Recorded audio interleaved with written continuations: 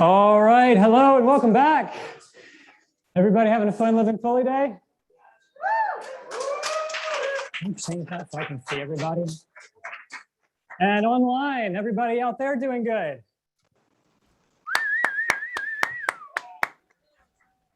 All right, Great. sounds great. There we go. So what we got is living fully day. We're getting ready. I'll go into the schedule here. Had an incredible morning. Now we're back for the afternoon sessions. We are starting right now with the path to financial independence. Going to introduce Aaron here in a second. Then we're moving into metabolic flexibility, living fit and fulfilled. Then getting into stress management, meditation, closing huddle. Then we'll do our break and the exercise breakout sessions. All right, so like we said before, a reminder, I know you guys are excited for Living Fully Day. I've been seeing a lot of the good stuff coming through. So keep posting the pictures out there on social or on my DLP at hashtag DLPlivingfully.com. Next up, we are so excited to have Aaron Velke. He is the CEO of Money Club. He is a member of GoBundance that we do quite a lot with. And Larry saw him out there and said, you've got to get this guy for Living Fully Day. Aaron thankfully agreed. When you guys took the assessment and the survey of what you wanted to talk about today, financial well-being was at the top of the list. And that's exactly what Aaron talks about. The path to personal financial independence, smart investing, and unlocking free travel. That sound pretty good? All right. And so this is not just about today. It's also kicking off a whole year-long program where it's going to be a whole financial well-being program. We're going to cover everything from real estate investing, the path to home ownership, everything else. Aaron, you on, ready to roll?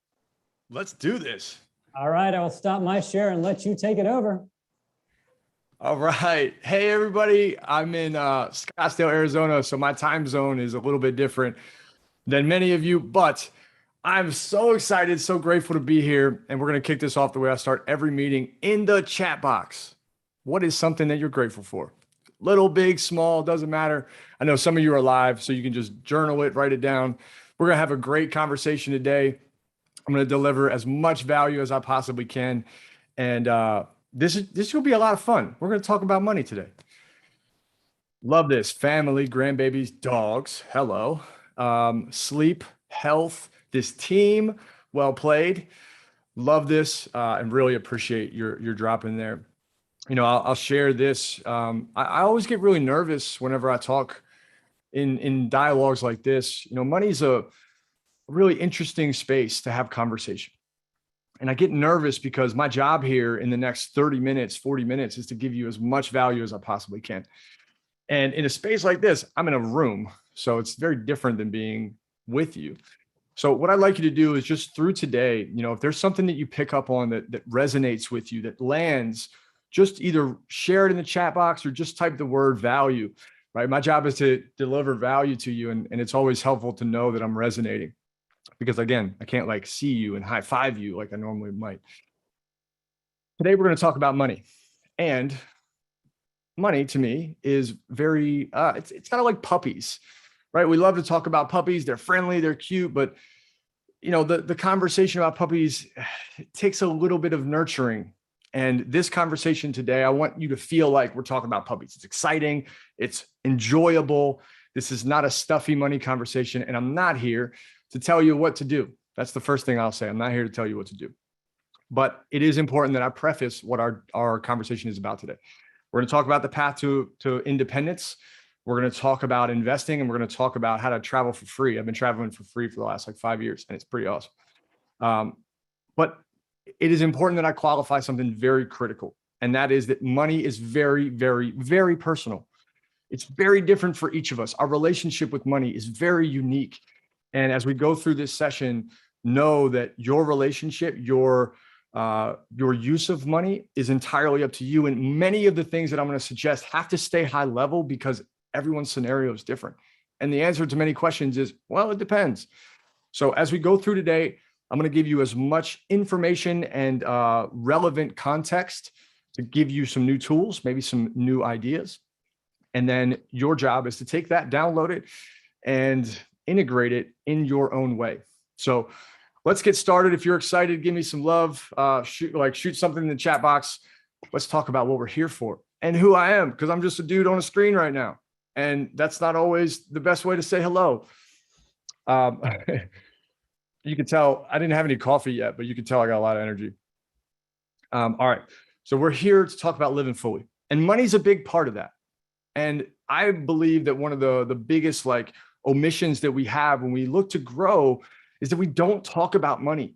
In my opinion, Money Club does a lot of work with kids. In my opinion, if you want to change the world, you start with kids. But we also, as adults, have to nurture our relationship with money. And today we're going to talk about financial intelligence. So many of us learn about financial elements like we learn about facts, right? They're just like, this is how money works. And we need to understand how we work. So our mission is to elevate communities, businesses, individuals, and families by helping them develop a healthy relationship with money. And if you're clear on that, you'll make different choices.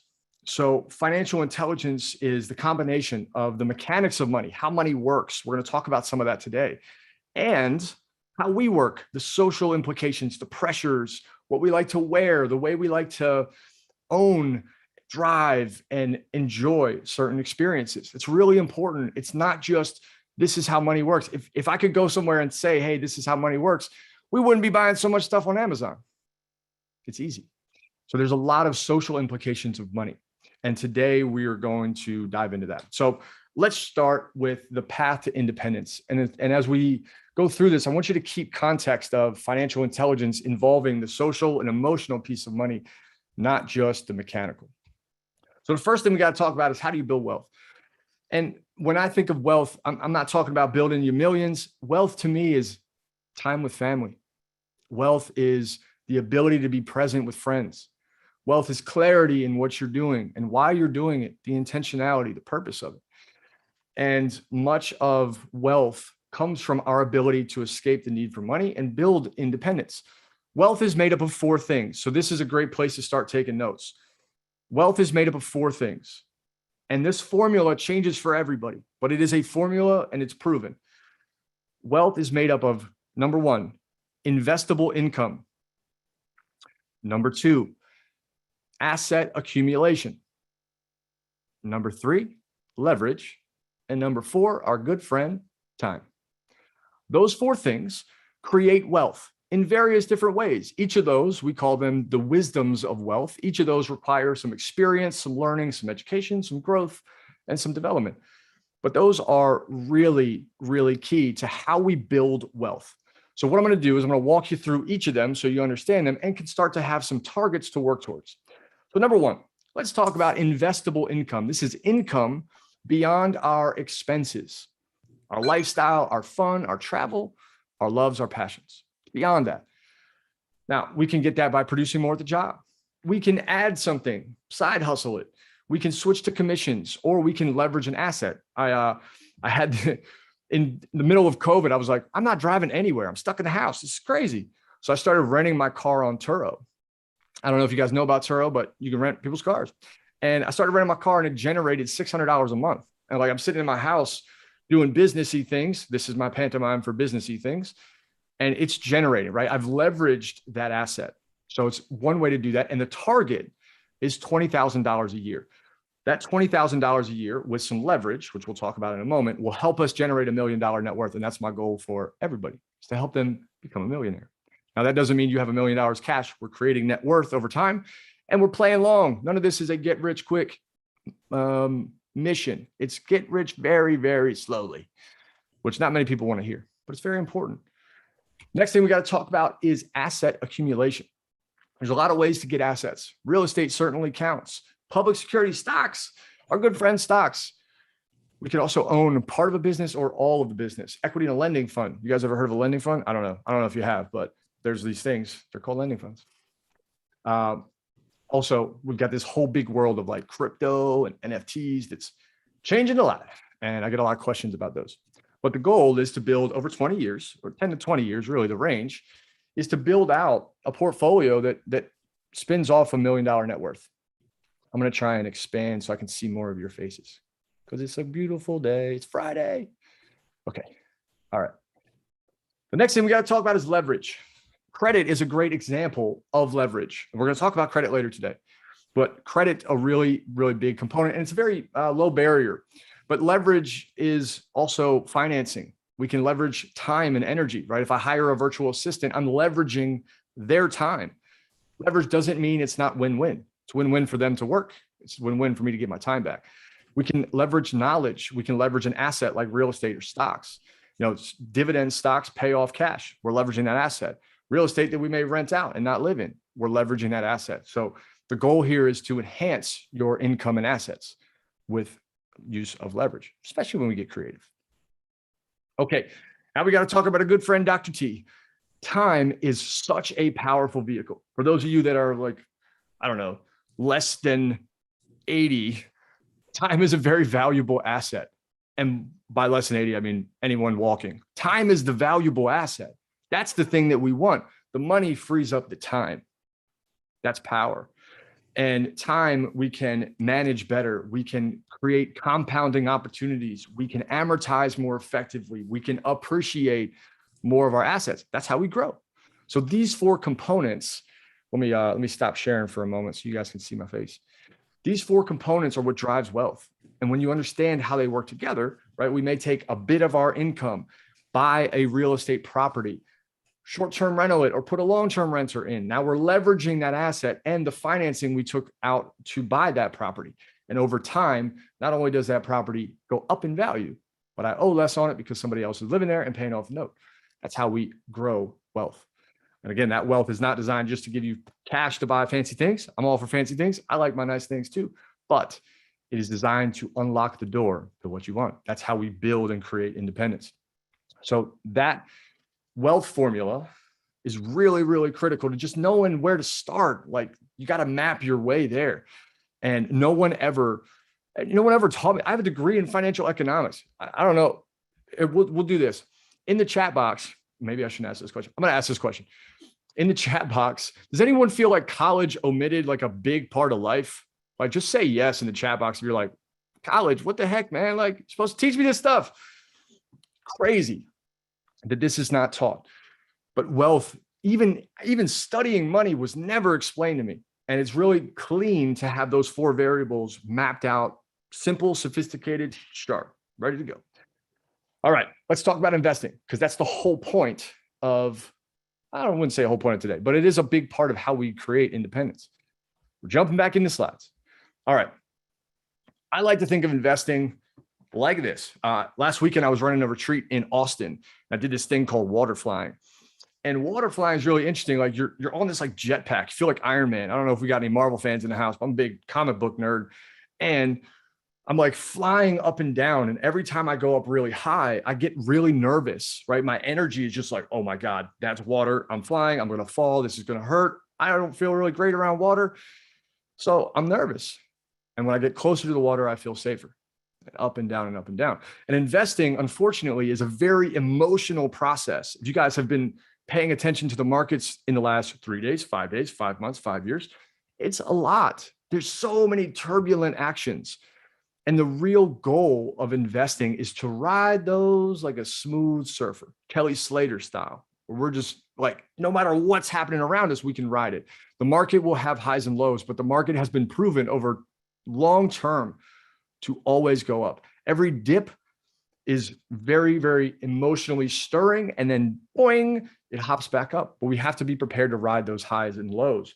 So let's talk about stocks. Stocks are a great place to buy assets, right? They can generate plenty of financial freedom. They will be something that we can pass down to our kids. I know I want to pass something down to my kids because it hasn't happened in my family yet. You won't always be able to work is a big part of this too. Like I also don't always want to work. Generating passive income, stocks can create dividends. We can also leverage those stocks. And we got to talk about inflation, right? It just came out that the numbers, I think it was the CPI that came out that was like 3-point-something% or 5%. And like, if you're not getting a raise, there's all these different data points. My point is, regardless, that it's very important to outrun inflation. It's a very big game that we're playing. And stocks are a great way to do that. The other thing that stocks do is this magical graph. The yellow is essentially what happens when you put money in a bank account.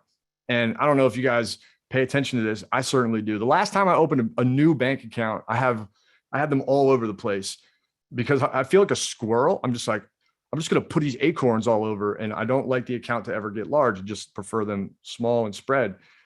And banks offer like 0.0001%. Like your money's just going nowhere. With compounding though, we can actually create tremendous growth. So this graph, the yellow line, is saving $500 a month, $6,000 a year. If you simply save that number, you end up somewhere around, 200 grand over a series of 40 years.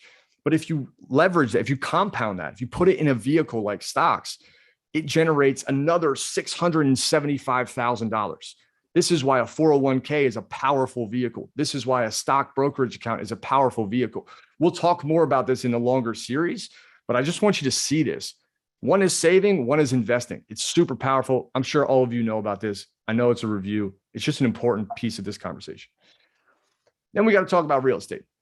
So real estate, I'm also like preaching to the choir here, and I know that, but I want to make sure we're all on the same page. Real estate, very, very popular, tremendously strong asset class, very capable of growth because of leverage. We can borrow, and there's an underlying asset on it.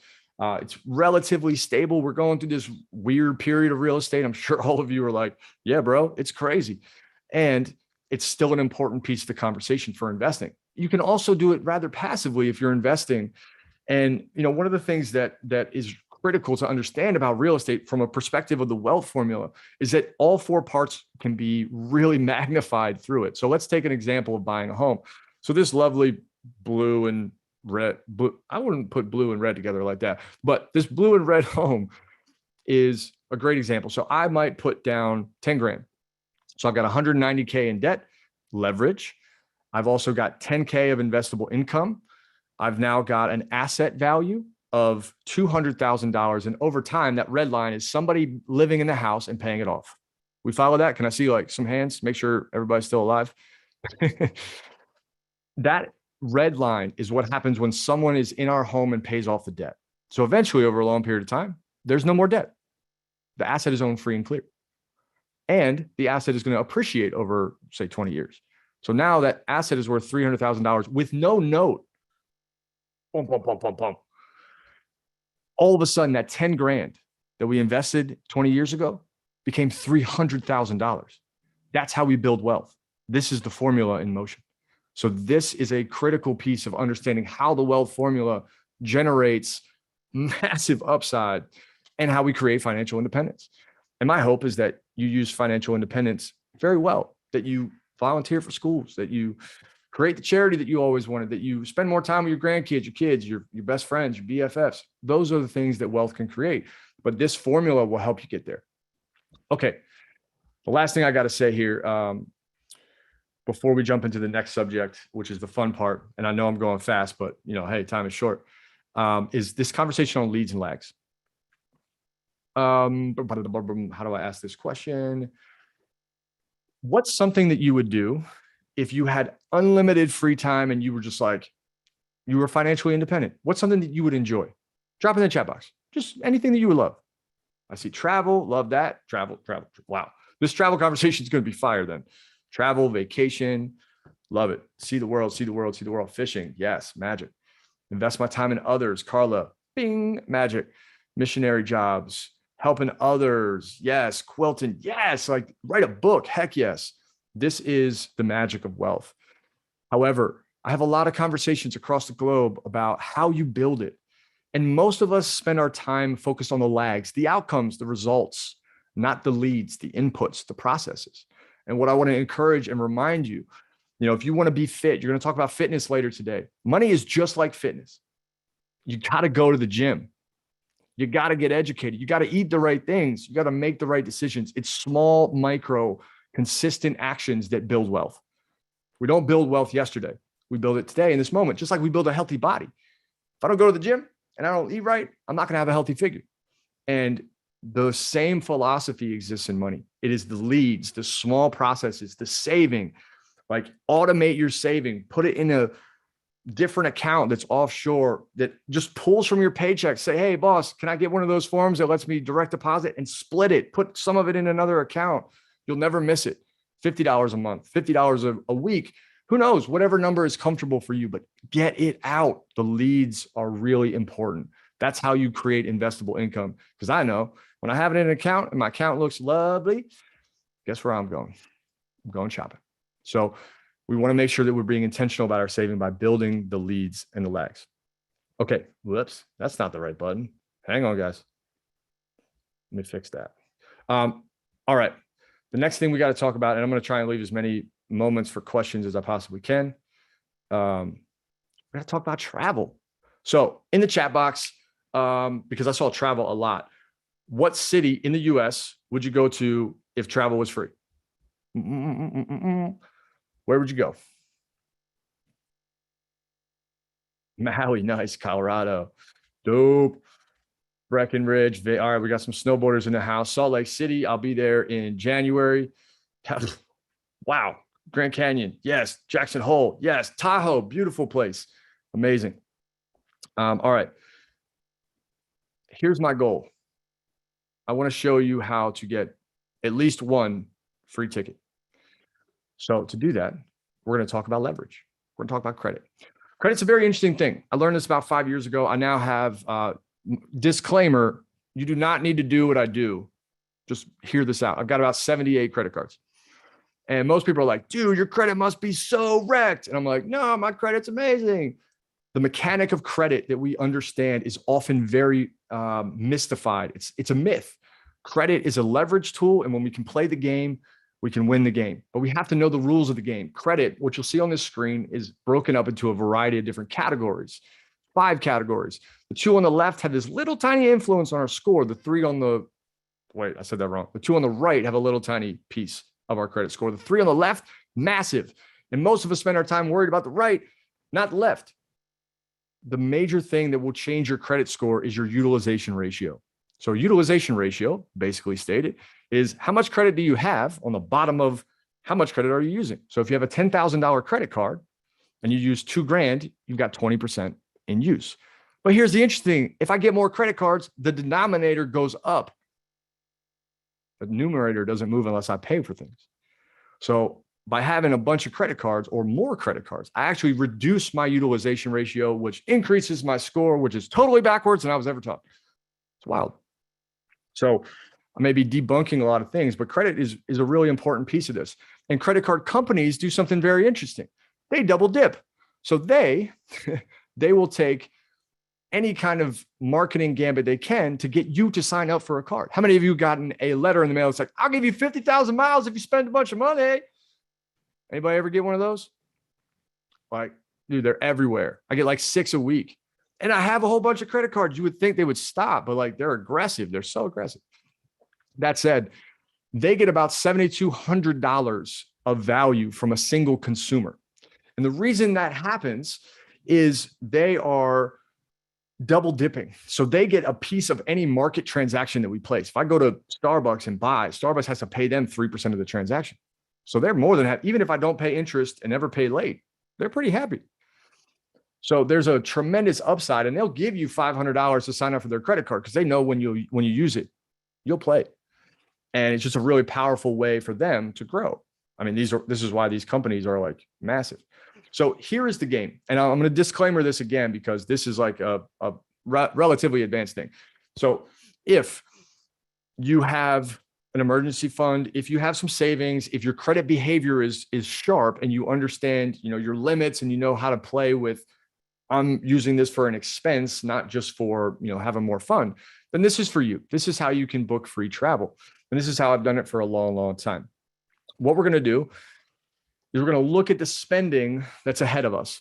So step number 1, I want you to budget your spending. Going into the holidays, you're going to spend more. It's just like American culture, unfortunately. So let's say that you're like, okay, well, I got to travel. I got to go see my friends, my families. I've got all these normal expenses. What we're doing is budgeting the amount of spending that we are going to partake in for the next 2 to 3 months. When you look up a credit card, you'll often see a like offer like this. So you will earn 60,000 miles if you spend $3,000. So that may be $3,000 over 3 months, mind you. So that may be Christmas gifts, holiday gifts, any celebrations, any travel, rent, bills, daycare, anything that you are expending. If you're averaging over $1,000 a month in your regular expenses, this is a phenomenal method to get free travel. So you can open this card. You have to know what that 3-month threshold is. You move your expenses to that card, not your fun money. No. Our expenses displaced to that card. Once our expenses are on the card, we then can consistently use the card, sure, but we want to make sure that we are paying on time. We are paying before the due date, so we're not paying interest. We are simply migrating our new expenses, our current expenses onto this new card. I move my $3,000. For me, that's like 1 month rent and a little bit of business expense, like food and fun. And I can open the card and by like 3 weeks from now, have spent that $3,000 and collect 60,000 miles. Bada boom, bada bing. Now, the disclaimer here again is you've got to have good credit behavior. Good credit behavior, managing your money well. If you are doing that, this is a great way to slowly create a travel bank. 60,000 miles, by the way, is about $600.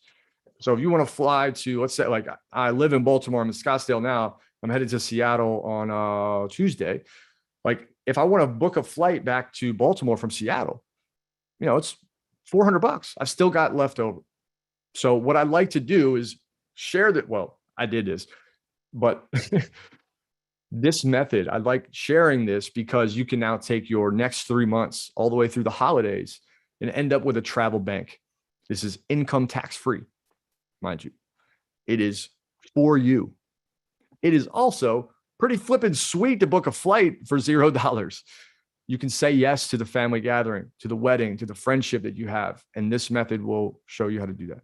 Now, I teach like much more advanced versions of this, but this is just the basics of it. Budget your spending, know how much your expenses are, not your fun spending, the extra extraneous things.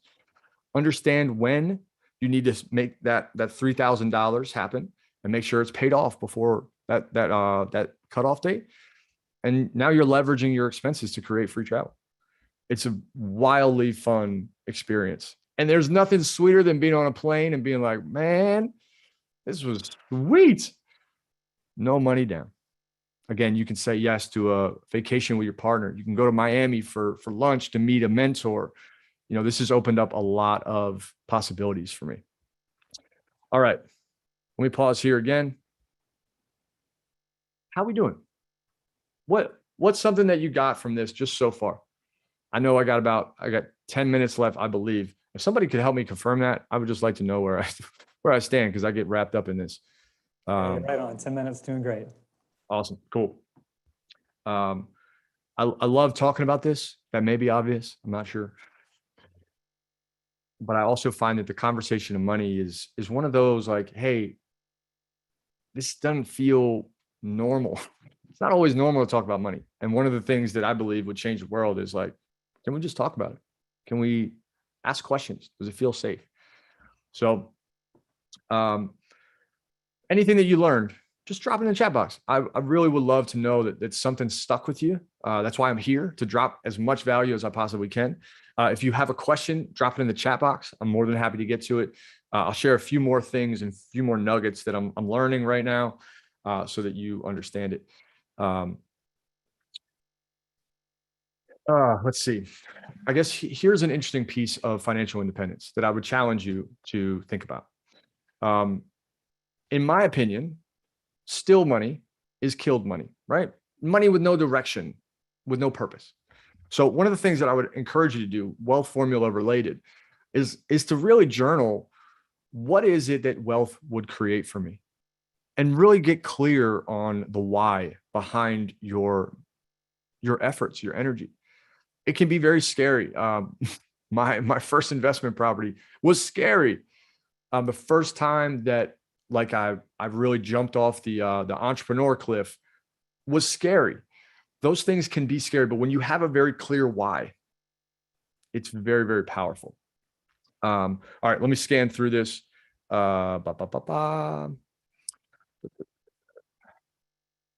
I'm happy to make the slides available. Yes, definitely able to do that. I'll share them with the crew and they can pass them out. Yeah, let me just give you like 3 quick money tips that you can also jot down in case you haven't got anything yet. So we talked about like splitting payments, talked about new credit cards. A really simple one is to talk to an advisor, someone that you trust about opening a Roth IRA. The way that Roth work is that you pay taxes now, not in the future. And I'm expecting that my taxes will go up. I'm sure we could argue that many of you will feel the same. But putting money in a Roth, there are certain limits per year. We're going to talk about this in some of the future workshops, but it's a really powerful thing. If you don't already have a 401k, definitely start leveraging that. Phenomenal ways. They're basically stock vehicles and they're really, really awesome. Second quick money tip. One of the main things that I like to think about is what's the value of this purchase. We often think of what's the price of this purchase. And one of the big shifts in my mind that may help you going forward into this holiday season is like, what's the value of what I'm spending?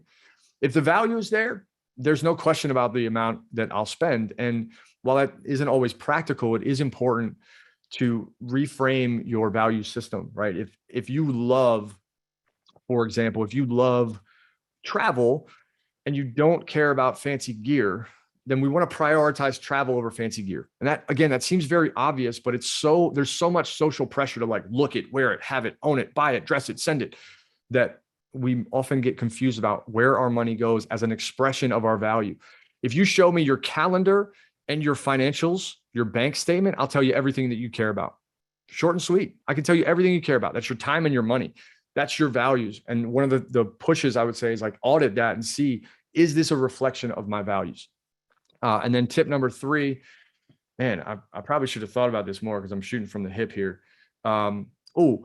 When we think of money and like where we want to go, we often think of like these big bulk steps. So this is back to the leads and lags conversation.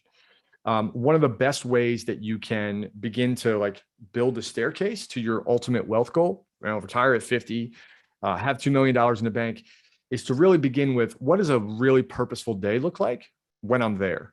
And then backtrack from that point. I wake up, I get in this kind of car, I drive to the coffee shop, I go volunteer for a school, walk through that day, backtrack to, okay, how much money would you need? There's great online calculators for how to build that out. If you want $2.5 million in the bank by the time you're 50, so that you can live on, I don't know, $100 a day, then you can backtrack, okay, where do I need to start and what kind of assets? How do I use that formula to build there? But in my opinion, it all starts with where do you want to go and really getting clear on that. All right. I got a question about crypto. Definitely was going to happen. I knew it. Crypto is very interesting. How many of you, hold on, I need to go to gallery view so I can actually see this. How many of you were like on Facebook or WhatsApp Monday, whatever the Monday was, it was just like, and it just like stopped for a day and a half. Anybody else? Like you got here's the wild part. I'm going to give you a great example of like what crypto is. Facebook, WhatsApp, Instagram, they're all a centralized platform. When one collapses, the whole thing's shut down. Crypto is essentially currency and tracking of data that's decentralized so that if one center falls, the entire thing doesn't collapse. That's what crypto is. It's a powerful technology, blockchain, things like that, powerful technology. So I'm a big believer in it for a lot of reasons. It's the decentralization is powerful. And without going too far in it, it's certainly a risk. I'm not your financial advisor, disclaimer, but it is something I believe in. And I think that it could be a very powerful tool for our future. And I'm a big proponent of change in the favor of us, right? Democratizing more leverage to the individual. And it has a play in the future if managed correctly. Regulation is going to come in for sure, but we can have that conversation another time. That's my take on crypto. Okay. I got 5 minutes. If you have more questions, feel free to send them my way. If you have coffee, don't send it my way. I clearly don't need it today. I'll tell you this. So what we're going to be doing, let me put up this fun slide because I like looking at the stars. You guys are probably like, what is up with this dude? I like looking at the stars. It paints a very good picture. Here's what's coming next. For the next year, we're going to be running workshops every quarter, kind of like this. You're going to hear me. It'll probably be our director of education as well. And we're going to talk about money. We're going to talk about your money specifically. We're going to work through some different understandings, some education, some principles, some assessments, some tools, some gadgets and wizardry. We got all kinds of stuff that's going to come your way. And there's two things that we have for you. One, those workshops are going to be held digitally, so you can attend from anywhere you are. And we hope that it's incredibly valuable. It's like practice. I want you to show up for practice. You want to get good at the game, you got to show up for practice. Don't listen to Allen Iverson, show up to practice. The important thing along that pathway is that you have some support. So we've got a great online community, completely free. Just jump in. It's called Money Club. You can find it on Facebook. In that community, every week I do a presentation like this, half an hour, learn about money, do something cool. We've also got a lot of education in that space. So it's a great opportunity to jump into that free community. We'll be doing plenty of workshops for you, with you. And as you go through today, keep context, again, context being very important, to the fact that money is just a propellant for happiness. It is not happiness. It is the propellant for happiness. Money will power your joy, will power the vacation, the family time, the opportunities that you have to say yes. And as you go about learning about money, and today, here is the big, this doesn't even seem connected to money, but I'm telling you it is. I want you to write this down. My language is my limit. My language is my limit. Money is not hard. Money is not overly complicated. Money is my friend. Money is something I'm learning. I'm excited to build. I'm excited to learn about wealth. Watch your language, mind your mentality. Money is something that you can grow at and learn. And man, if I'd have learned that 10 years ago, I'd be a different human being right now. So watch your language when it comes to money. The rest of today is all about living fully and being fully expressed. And your language is a big part of that, as is money. Again, they're just propellants to get what we want. And as you talk about fitness, bear in mind the same principles in money take place. We are building over time. This is a long play. We're not just getting up to the gym tomorrow and benching 400 pounds. That would be insane. You'd like die under the bar. I would anyway. Like, I'm strong. I'm not that strong. You know what I mean? The principles of fitness are the same here. We mind our diet. What's going into your mind? We mind our fitness, our cardio. Are you moving? Are you making money decisions? Are you being intentional with your dollars? We are getting to the gym. We're getting active. We're getting around people that are growing. We're getting in groups. We're getting in communities that are challenging us to grow our money. Money Club is one of those places. And we work with kids from ages of 12 to 21, and we work with adults. It's magic to have a community that is primarily about helping you get where you want to go. And then number 4, with fitness, we have to be intentional with our time and energy. We have to say no to something so we can say yes to this. Same exact principle. We are diligent with our time. We are direct with our language, and we are direct towards a goal. Whatever that goal is for us, it's helping people build $1 million net worth using that wealth formula. So it's 109, right on the dot. Man, I'm really proud of that. I usually talk for a long time. Okay. Any last comments, feedback, hashtags that you want to share? Please drop in the chat box. I'm so grateful for your time. I'm excited to be launching this program with you all. We haven't picked a start date yet, but again, we're going to be doing it once a quarter for a little while.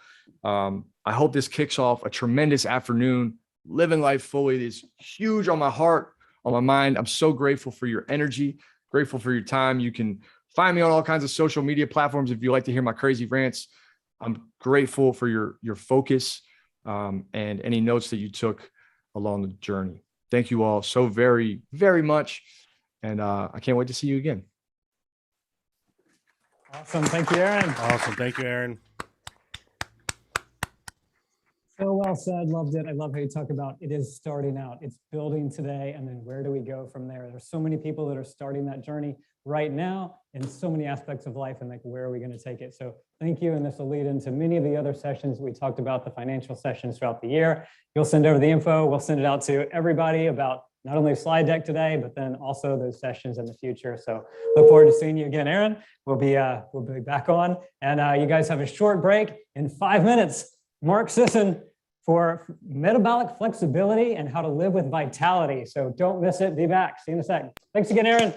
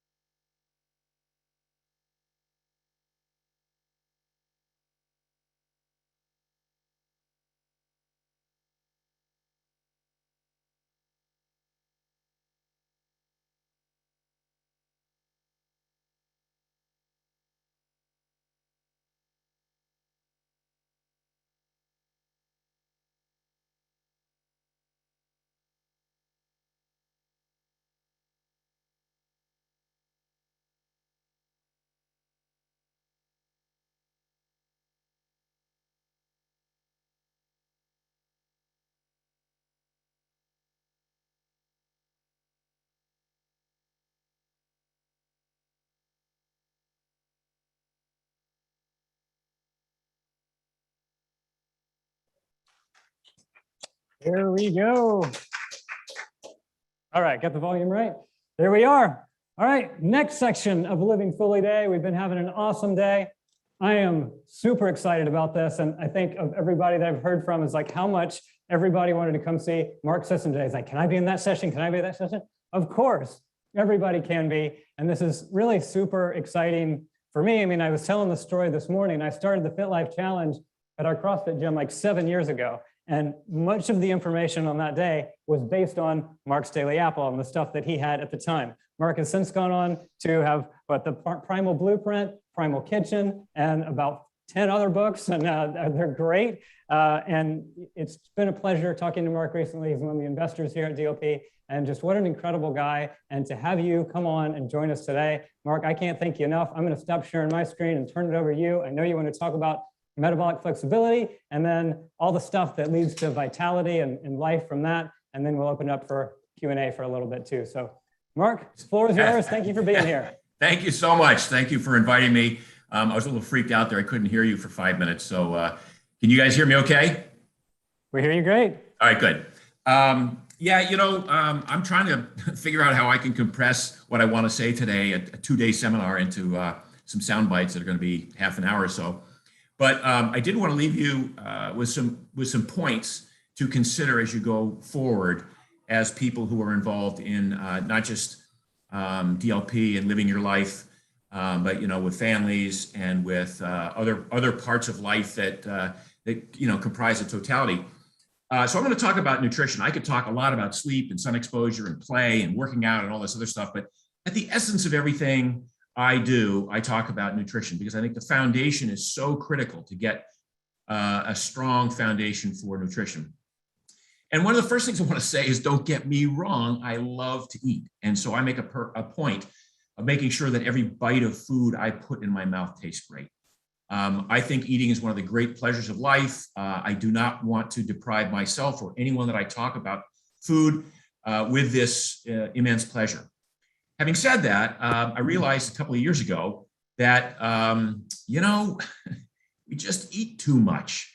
And that's a problem for a lot of people. And whether or not it manifests itself in becoming overweight or pain, it also can manifest itself in certain sort of undiagnosed disease states, increased insulin insensitivity, metabolic syndrome, type 2 diabetes, propensity for cancer, things sometimes that you don't even see, but are manifesting slowly as a result of some of the food choices we make. Now, in this sort of epiphany I had about eating too much, I realized that some of the biggest issues are like appetite. Okay, you eat too much. All right, great. How do you combat that? Because I've got an appetite, I've got hunger, I've got cravings. What do I do that's going to kind of create the greatest strategy for me to optimize my life in the context of wanting more energy, wanting to maintain muscle mass, wanting to never get sick, and wanting, most importantly, to not be hungry all the time? And what we see over the past few decades is sort of a direction led by our government that says, we want to eat multiple small meals throughout the day. We want to eat, a carbohydrate or grain-based diet. We want to cut back on fats. We want to cut back on salt. That's the latest one that just came out. And this has not worked for a large number of people. So in the years that I've been studying and I've been researching and writing about this topic, I've kind of gone from the Primal Blueprint, which was a paleo diet, into experimenting with the keto diet, experimenting with time-restricted eating or intermittent fasting. And once you cut through all of the numbers, the macros, how much protein, how much fat, how much carbohydrate, how many calories, when should I eat, how often should I eat, how much water should I drink? When you cut through all of this, you come to a basic sort of commonality, which I call the holy grail of diet. And that is what I call achieving metabolic flexibility. Now, what does that mean? Metabolic flexibility means that you derive energy throughout the day from whatever source of calories is available. It could be the food on your plate, could be the carbohydrates on your plate, could be the glycogen in your muscles, could be the glucose in your bloodstream. It could be the fat on your plate of food. It could be the fat stored on your body. It could be ketones that your liver makes. When you have metabolic flexibility, your body can draw upon all of these energy resources. And over time, several things happen. First of all, you tend to burn off your own stored body fat. So you tend to trend toward what we call an ideal body composition. Now that's phenomenal. Second of all, you sort of, you unburden yourself of having to eat glucose every couple of hours, carbohydrates every few hours because of energy swings throughout the day or because of dips in blood sugar. This sort of dissipates, it goes away. Your hunger, your appetite, your cravings, they dissipate. And so you're not so compelled to want to be near food and eat food and schedule your meetings around the next meal. When you achieve metabolic flexibility, you sort of come to this realization that you were designed, you were evolved as a human being to eat. And unfortunately, you're wired to overeat. That's part of the legacy of being a human evolving in 2.5 million years of evolution when food was mostly scarce. So we are built to store energy in the form of fat. And if you think about it, it's an awesome, awesome tool. The problem is we're also designed to take that fat out of storage and combust it and burn it as fuel when there is no food around. Obviously, the problem today is we're bombarded with food everywhere we go. So the question is, how do I achieve metabolic flexibility? What sort of a dietary strategy? Well, there are several. You could cut carbs. By cutting carbs, which means cutting sugar, sugary treats, bread, pasta, cereals, and kind of limiting your menu, if you will, to meat, fish, fowl, eggs, nuts, seeds, vegetables, a little bit of fruit, maybe some starchy tubers once in a while. When you eliminate carbohydrates like that, given any sort of eating strategy, whether it's 3 meals a day or 2 meals a day or skipping meals, the body very quickly gets the message that it's not going to be getting a lot of carbohydrate. It's not going to be getting a lot of this food that turns into glucose and gets stored in your muscles as glycogen. And so the body says, oh, we have a plan for that. We can take body fat out of storage. We can combust it in the muscles. We can burn it as fuel and eliminate the need to eat for long periods of time. So this one strategy of just cutting out carbs has been a very successful and effective strategy for a lot of people. Now, another way, if you want to go a step further down that road, would be keto. Keto is basically an eating strategy where you really do eliminate carbs to a great extent. And in so doing, the body starts to, again, get this message that there are not going to be a lot of carbs.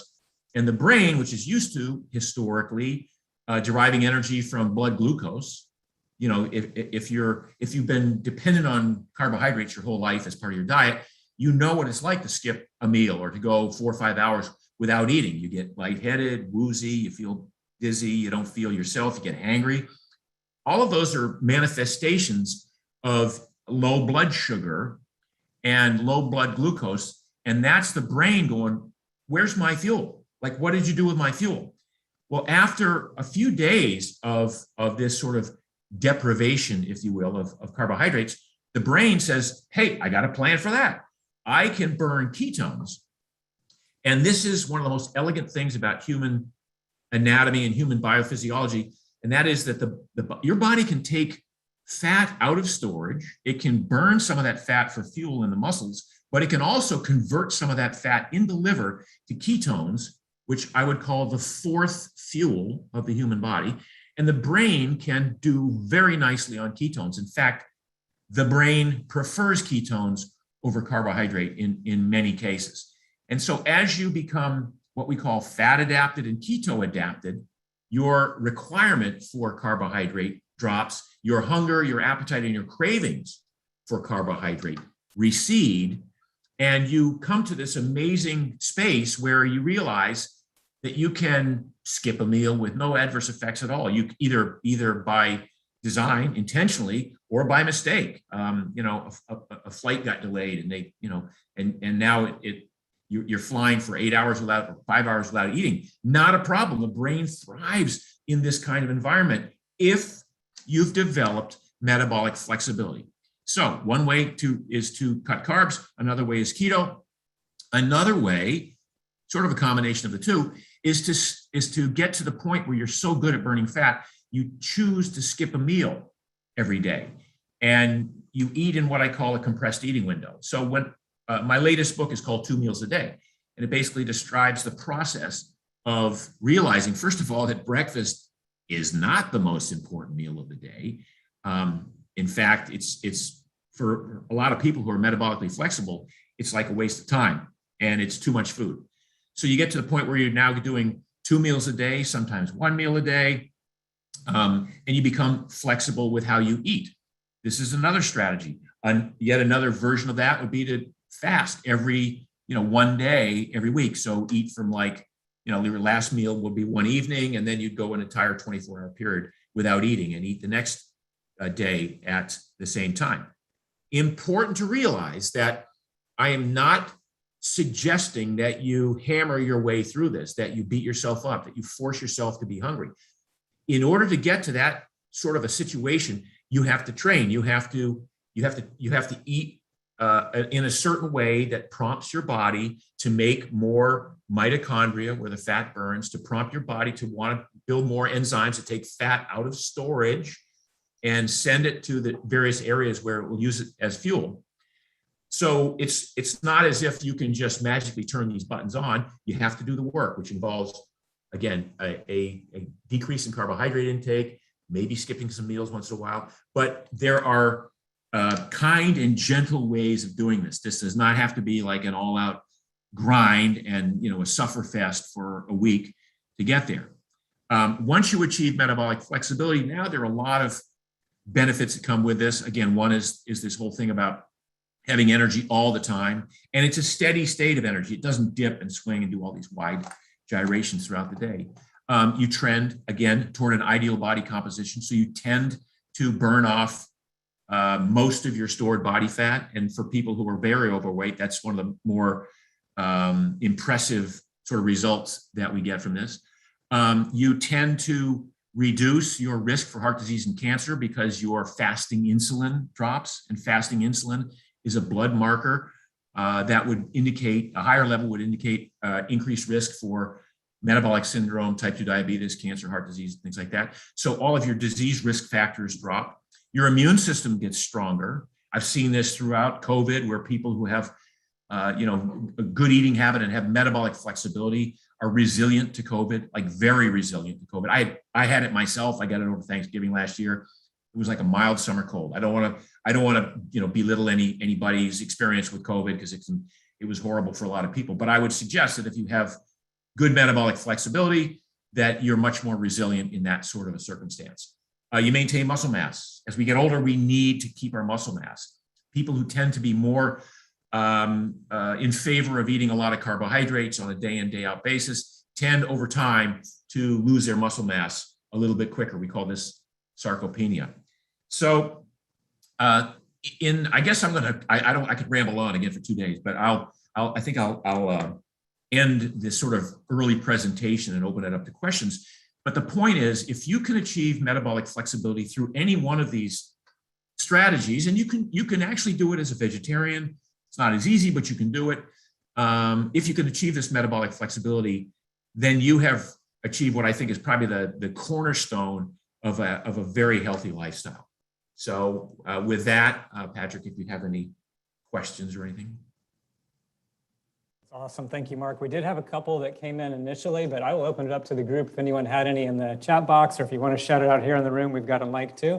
So if someone would do that, if not, I'll dive into a couple ones. I'm going to go ahead with the one that was asked. Okay, we'll start with that one, but if anyone else has them, go ahead and put it in. So one of the questions, this came in to me, and it was actually pretty interesting. I'd actually like to get your answer on it, because we were talking about this diet, particularly primal keto, and the reason that grains were not needed.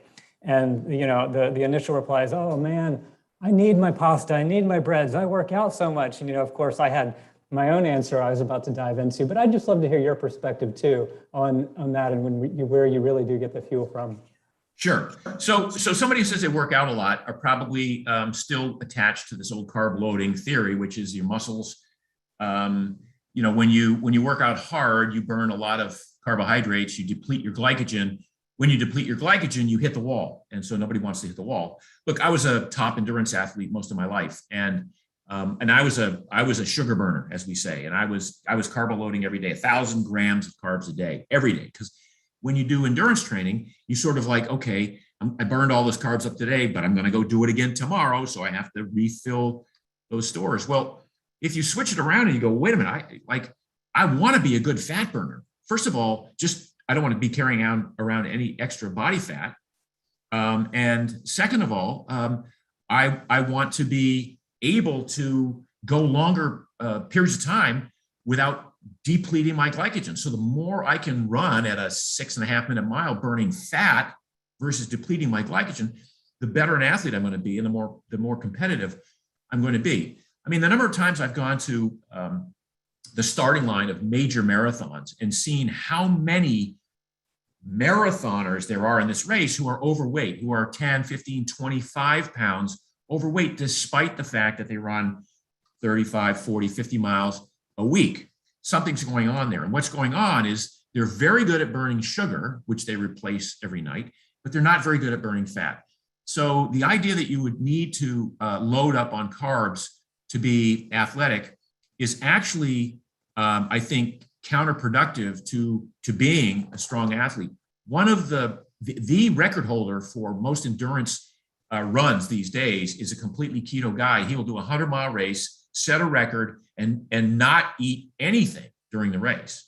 Trains on keto, trains low carb. He might have some carbohydrates the night before an event just to top off his glycogen stores. But the cool thing is he can do that. And then because he's so good at burning fat, he mostly burns fat, but now he has enough glycogen because he's metabolically flexible. He can use both equally efficiently. One other thing about grains, my life changed when I cut grains out of my life. And I was 47 years old when I finally discovered that grains were the reason for my irritable bowel syndrome, for my acne, for my GERD, for my arthritis in my feet, which was the main reason I had to quit running. All of these afflictions went away when I cut out grains because I'm not celiac, but I have a very strong aversion to gluten. And it occurred to me that if I was there defending my right to eat grains for those 47 years, in the face of all the evidence that I'd read and all the research, how many tens of millions of people must be negatively impacted by the grains that they're eating without even really making the connection. So I think the whole grain thing has been, there's a lot of politics behind the U.S. Department of Agriculture recommending 6 to 11 servings of grains each day. But this is changing. And I think we're getting, I think that even our government, which is like always 25 years behind the curve, is coming more and more to realize that healthy fats, good sources of protein, fruits and vegetables, those should be the main parts of your diet, not grains, not beige glop that you got to put something on for it to taste good. One other thing that I want to add about this, the question also I think involved because I like to work out, I want to eat my pasta and I work out to be able to do that. Well, some people work out so they can eat more food, and I find that to be fascinating. Like why would you do that? Why would you put yourself through that sort of a extra 45 minutes a day of working out just so you can have a few bites more of something you probably shouldn't eat in the first place? It's always been bizarre to me. So the thought experiment I came up with a few years ago was most people, I think, operate under the rule of, okay, for myself, I'm going to see how much I can eat and not gain weight. What can I get away with? How much of this meal can I eat and not feel like a slob or a glutton? How much of this dessert can I eat and not feel guilty? How much? And it always kind of comes down to, where's the edge for this? Well, what if you pulled it back the other way and you said, what's the least amount of food I could eat at this meal and maintain muscle mass and maintain energy and not get sick, and most importantly, not be hungry? And if you can get to that point where you realize that every bite of food, and again, I want all my food to be fabulous. I want it to taste great. I want to enjoy it. If somebody says, here's a kale salad with some lemonade or some lemon juice on it, I'm like, nope, you keep that. It might be good, but I'm not choking that down. I want every bite of food I eat to taste good. But I also know when to stop. I know when enough is like, all right, the first bite of cheesecake, that was a 10. Second bite of cheesecake, that was an 8. By the time you get to the fourth or fifth bite of cheesecake, now you're just having a contest with yourself to see, how much or little you could get away with eating, but you're not really enjoying it that much.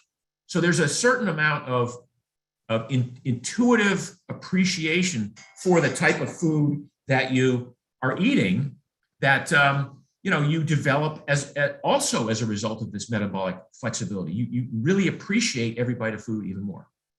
Yes. That was awesome. Thank you so much. I know we're running up on our time. You've been so generous already. I see Megan raised her hand. Do we have time for one more? Sure. Yeah. Megan, you want to take it away? Take yourself off mute. I just wanted to ask a question about like a keto diet. Is that something that is sustainable and has longevity as far as, like, for me, one of the things I think of when I think of keto diets is lots of protein, lots of red meats, lots of fats. And I have a lot of heart disease in my family. So I kind of try and avoid those kinds of things. So I'm just kind of wondering what the longevity is to a diet like that. And is it sustainable? Well, there's a lot to unpack there. First of all, as we get further and further down the research, we realize that meat and fat are not the proximate cause of heart disease. It's inflammation and oxidation. And a lot of this inflammation comes from other types of foods that we eat, sugars and polyunsaturated fatty acids from seed oils, for instance. That's a huge one. So I think a lot of times we hold the whole heart disease theory off there as like, well, I can't do the keto because this runs in my family. Well, there's probably a lot that you could do with a keto type diet that would enhance your health and probably reduce your risk even further for that. Now, is a ketogenic diet sustainable? It is. I know people have done it for a while. I don't do it. I use keto as a tool. So keto is one of the strategies I use to maintain my metabolic flexibility. For example, I might go 4 or 5 days of just eating keto, and by choice. Not even by choice, by design, by like, oh, I just look back and the last 3 or 4 days, I had steak, I had fish, I had chicken, I had some vegetables, I had some wine, but I didn't have bread, didn't have pasta, I was keto for those 3 or 4 or 5 days. However, I just got back from Tuscany, Italy. Are you kidding me? I'm not going to eat pasta in Tuscany. I had bread, I had pasta, had pizza. Didn't have a lot of it, but I'm just saying I didn't. I wasn't thinking, oh, I'm going to lose my keto card. I'm going to get kicked out of keto because I'm eating these. No, what I did was I said, okay, I spent all this time orchestrating my life around developing metabolic flexibility, whether it was the days that I ate keto, whether it was the times I chose not to eat a meal. But now I get to benefit from this flexibility by having some pizza or having some pasta with cream sauce or having this amazing piece of bread with butter and not feeling guilty, not feeling bad. I mean, some people who are mostly keto, if they have a bunch of bread or pasta, they feel like crap. Well, that's not metabolic flexibility. That's being so tied to keto in a lifestyle that it's messed you up on the other side. So I just use keto as one of the many arrows in my quiver, one of the tools in my toolbox to maintain metabolic flexibility. That makes sense. So it's a balance. It's a balancing act, kind of. It is, but the beauty is when you know all these variables, you can simply you don't have to think about it. You just do it, and it comes naturally. It's intuitive by the time you finally get around to this. It's not like you have a plan for the day or you have a weekly schedule with the macros and things. No, it literally happens organically and intuitively, which is I think what life is all about. Do we have a couple of minutes for me? I have plenty of time, so you tell me. So I've been on keto for over 7 months, I'm not a meat eater. I don't eat meat, no pork, nothing, but I supplement with other stuff like beets, and I've lost 40 pounds. For me, it's easy. I'm a pasta lover myself, but I use cauliflower pasta. I use zucchini pasta. I use lentils pasta. It has some carbs, but not as much. And I think feel that's healthy awesome. all day. I feel strong. I not a meat eater. No, I mean, Pork. that's amazing. I applaud you. As I say, you don't have to be a carnivore to develop this sort of metabolic flexibility, and some of the choices you've made are great choices. Yeah, so keep doing what you're doing, Myrtle. Absolutely awesome, Myrtle. Well done. I know we're running tight, we're a little over, but hey, if you're up for it, there's a comment on the chat about collagen supplements. I can imagine with Primal Kitchen selling those. I know your thoughts here, but hey, go ahead. Yeah. Thoughts there. Well, I consider collagen the fourth macronutrient after fat, protein, and carbohydrate, because I think collagen is a specific type of protein that you don't get from meat. You don't get it from the flesh of an animal. You get it from skin and gristle and bones and eating nose to tail. And since most of us over the years have sort of gotten away from this nose to tail eating and only eat the choice cuts of beef, for the last 20 years, we've been sort of, we've kept collagen, good sources of collagen out of our diet. So one of the reasons I developed a collagen supplement was I realized for myself I wasn't getting enough collagen. I'm not a big fan of bone broth. I drink it once in a while. Collagen used to be Jell-O was a good source of collagen for kids. This gelatin. Many of you probably had parents, mothers who used Knox gelatin for her fingernails and hair. We don't see those anymore. So there's not a real good source of collagen other than collagen supplementation now. And I have to say, I had a series of years where I had a bad Achilles tendinosis that was not resolving, and I was recommended that I get surgery, which I was not going to do. And I started supplementing with a lot of collagen, like 30 or 40 grams a day. And the tendinosis that I had for like 18 months went away in about 3 months. So I became a huge fan of collagen, realizing that my body was because I didn't give it the raw materials to repair the tendon issues in the Achilles, it went to plan B, which is to build scar tissue. Well, I didn't want scar tissue. I wanted a rebuilt, tendon tissue. So that's really, I'm a huge fan of collagen supplementation. Awesome. Thank you. And then to wrap up, I guess for the last, maybe I'll make it a two-part question, because there was a question that came in here. For those like that, you see the question in the chat box, what book should we start with? And I think related to that, your latest book right now is 2 meals a day. And for the question that came in from someone was like, okay, I'm actually looking to gain weight and I don't want to be restricting my carbs. Can I eat more and try to, or not restricting carb, but restricting overall? Like, can I eat more? So in that thought, what your thought would be related to that, if you're trying to gain weight, and then what book to start with? Yeah, great question. So when you want to gain weight, obviously you want to gain muscle. You don't want to gain fat. It just does you no good. So you want to gain muscle. So in that case, I would be eating more, certainly more calories, more protein. But the major issue in gaining weight is you must sort of trick your body into wanting to build muscle. And that means you have to go to the gym and lift heavy weights. So there's a lot of weight training involved in putting muscle on. And then I would make it a very protein-centric diet. I would pay attention to my healthy fats. And then for the carbs, I wouldn't restrict carbs, but maybe I'd even stay away from like the green leafy carbs, and maybe I'd go to sweet potatoes, rutabagas, turnips, things like that for the carbs.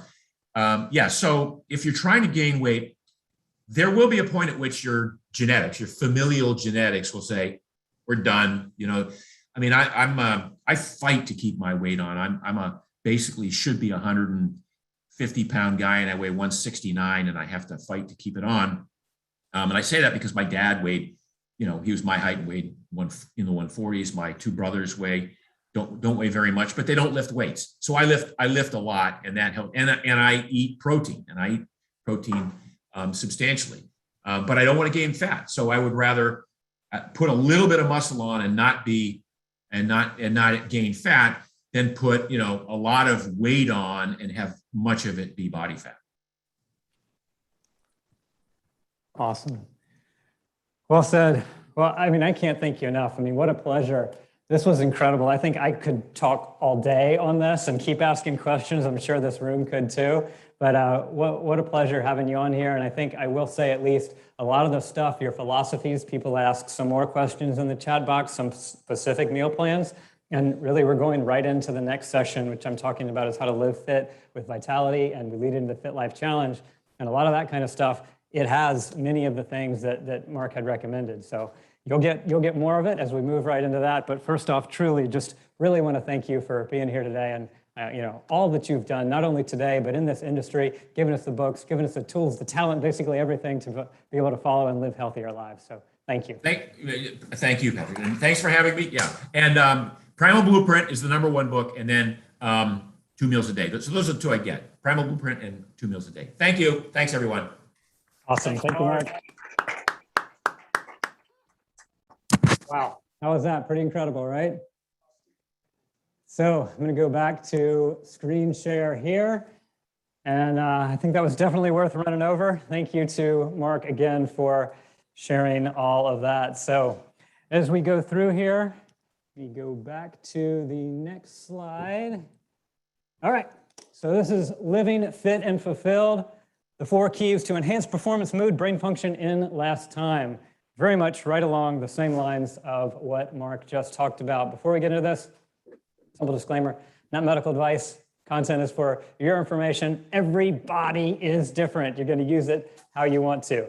All right, but I want this to be totally fun, interactive. So if you're up for it, can we stand up? Get ready to roll. This is going to look kind of crazy. If you've been sitting too long, feel free to stand up the rest of the day, whatever you want to do. But to stretch out, I see people stretching their arms. Get loose, move your arms back and forth, get loosened up. We're going to do something that might be a little crazy, but it's a way to get energy. Get like you're going to run. Don't worry, we're not going to run. We're ready. And then we're just going to move our arms back and forth really quick like we are running. Ready? Go. 15 times. Kyle, I should have warned you. We would have played like one of those Rocky music or something. All right, switch. Other side. Go. Say what? Yeah. Awesome. All right, 15 times, feeling warm, ready to go now. All right, let's rock. What this is all about, things that you would like to avoid. Would you like to avoid feeling tired, sluggish, being overwhelmed, bloating, cramps, inflammation, excess fat, obesity, heart disease, stroke, diabetes, Alzheimer's, and dementia?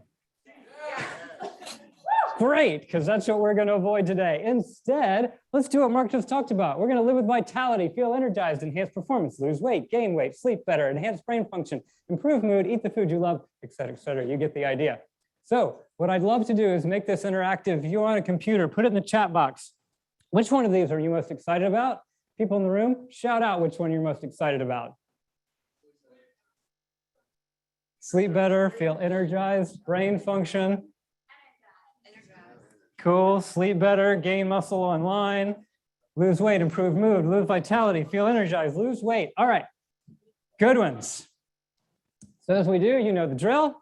Pull out your cameras, because there's always some reason why we don't get in shape. We know we want to do this stuff, but why don't we do it?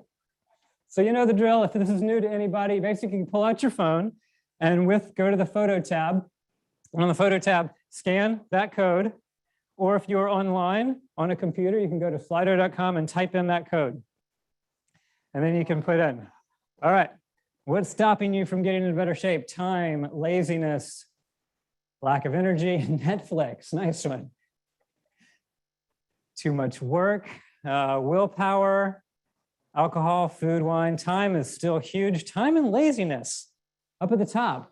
All right, so basically you need to figure out how to get fit in less time and the motivation to not be lazy. Kind of where the themes are, I guess. So then with that, maybe Mark kicked us off already because you heard some of the common philosophies and common beliefs that people do. Like today, we're going to challenge beliefs. Are you okay with that?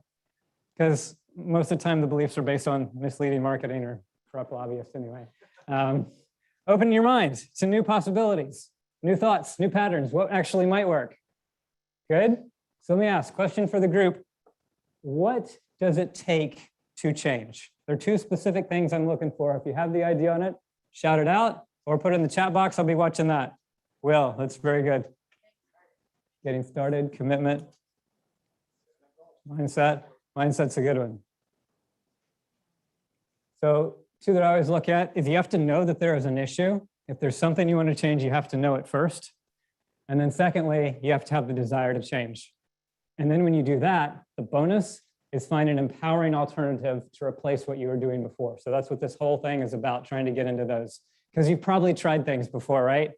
You might have tried a gym or starting a diet or a workout routine. You read some book, took a class. If it wasn't one of Mark's books, it might have been the wrong book, giving you some bad advice.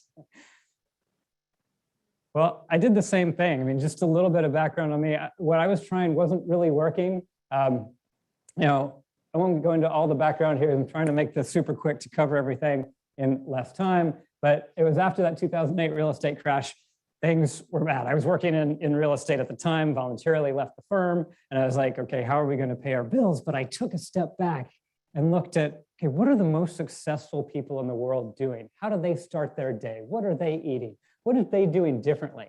So I looked at that first, and then that led me to look to research and science and studies and start looking at all this stuff. And that's when I found Mark's Daily Apple and started applying some of the principles, and it's been pretty amazing.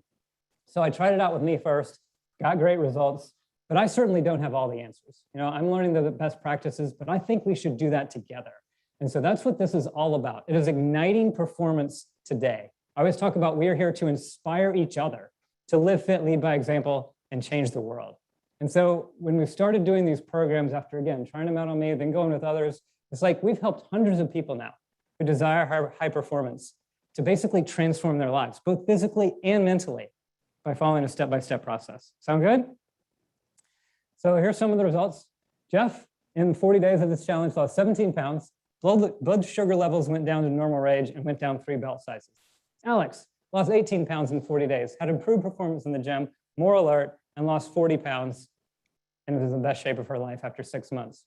For Chris, who did the challenge, 25 pounds in 40 days. He loved it, continued it on, lost 100 pounds in just over a year, feels better than ever. But it's not just for people who might be young and going to a gym. Here's Leanne, 70 years old, but still in amazing shape, lost 7% of her body weight on the challenge, had less heartburn, and slept better. Some of you know her too, also a DLP investor, and my mother.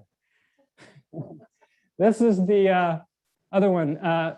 So this is a point, like, you know, we talk about having proof. Oh, does it work for you? And normally, like, you know, if Don's proving he has, you know, 2 billion assets under management, you show pictures of it. So normally I'd show, okay, well, here's a picture of me doing stuff. But I actually did this last year and I was told no more pictures of me. They're not allowed. So there was no picture. But sometimes I do get comments, and it's crazy. They mostly come from dads of my boys. Like, you know, we'll be playing together or something like that. Man, how do you stay in shape? And this is actually one of the texts I got yesterday. So I'll let his thing talk for it. But anyway, this is not about me. I'm moving on pretty quickly. The point is, I'm basically asked the same question, you know, at your age, having a busy schedule. How do you stay in shape? Is it food? Is it nutrition? Or is it exercise? And it's not one or the other. I have a very difficult time answering that question short because there's so many things that go into nutrition. We'll get into that. There's so many things that go into exercise, but it's not just those two things. It's really 4 components. And that's what the rest of this is all about. It's mindset, sleep, nutrition, and exercise. All right. So as we dive into it, camera's back out. Next one up, because we're going into mindset first. It all starts in your head. Scan that code or go to slido.com and type it in. Do you regularly take time in the morning for meditation, prayer, or journaling? Some type of mindfulness in the time. Wow. I'm actually surprised by those results. I know we do it daily without fail, but that's the lowest. The highest, 40% never. And then I try, but only sometimes. Very interesting. All right, well, if there's one thing that you get out of today, I would love for you to take a few minutes each morning to be able to start your day. And I promise you, what you will see will be an amazing difference, because it's all state of mind. And I've loved this quote. I've modified it over the years. And actually, we tried to find the source, and there have been like 50 people that have been attributed to saying this quote over the years, but it's one of my favorites. Because in every situation we're in, it triggers our thoughts. So we have to keep our thoughts positive, because thoughts control feelings, feelings drive actions, actions become habits, habits lead to results, and results define your character, and your character becomes your legacy. So how do you want to be remembered? It all starts in your thoughts, right? Start there and be sacred with that every day. Because really, this is kind of just the life that we get to live. And so some people might have seen this before. Heard it's been said that life is simply just the C between B and D. Have anybody know what this is? Looking for the chat box, if anybody knows it online. No guesses? All right, you know you're born, you know you will die. In between is a choice. Life is a choice that you make between birth and death. So make the choices every day to be able to live that best life possible. Because when you are making a change, we talked about it before, what's needed to making a change. I was listening to Jim Quick from Limitless talk about this. He talked about you can feel like you're stuck in a box. That's your routine, that's where you are. But then you can ask, the way to change is, what do you believe is possible? And then what do you believe you're capable of? It starts with your mind. You guys actually up for a quick example? This could be pretty interesting. So, okay, stretch your arms out again.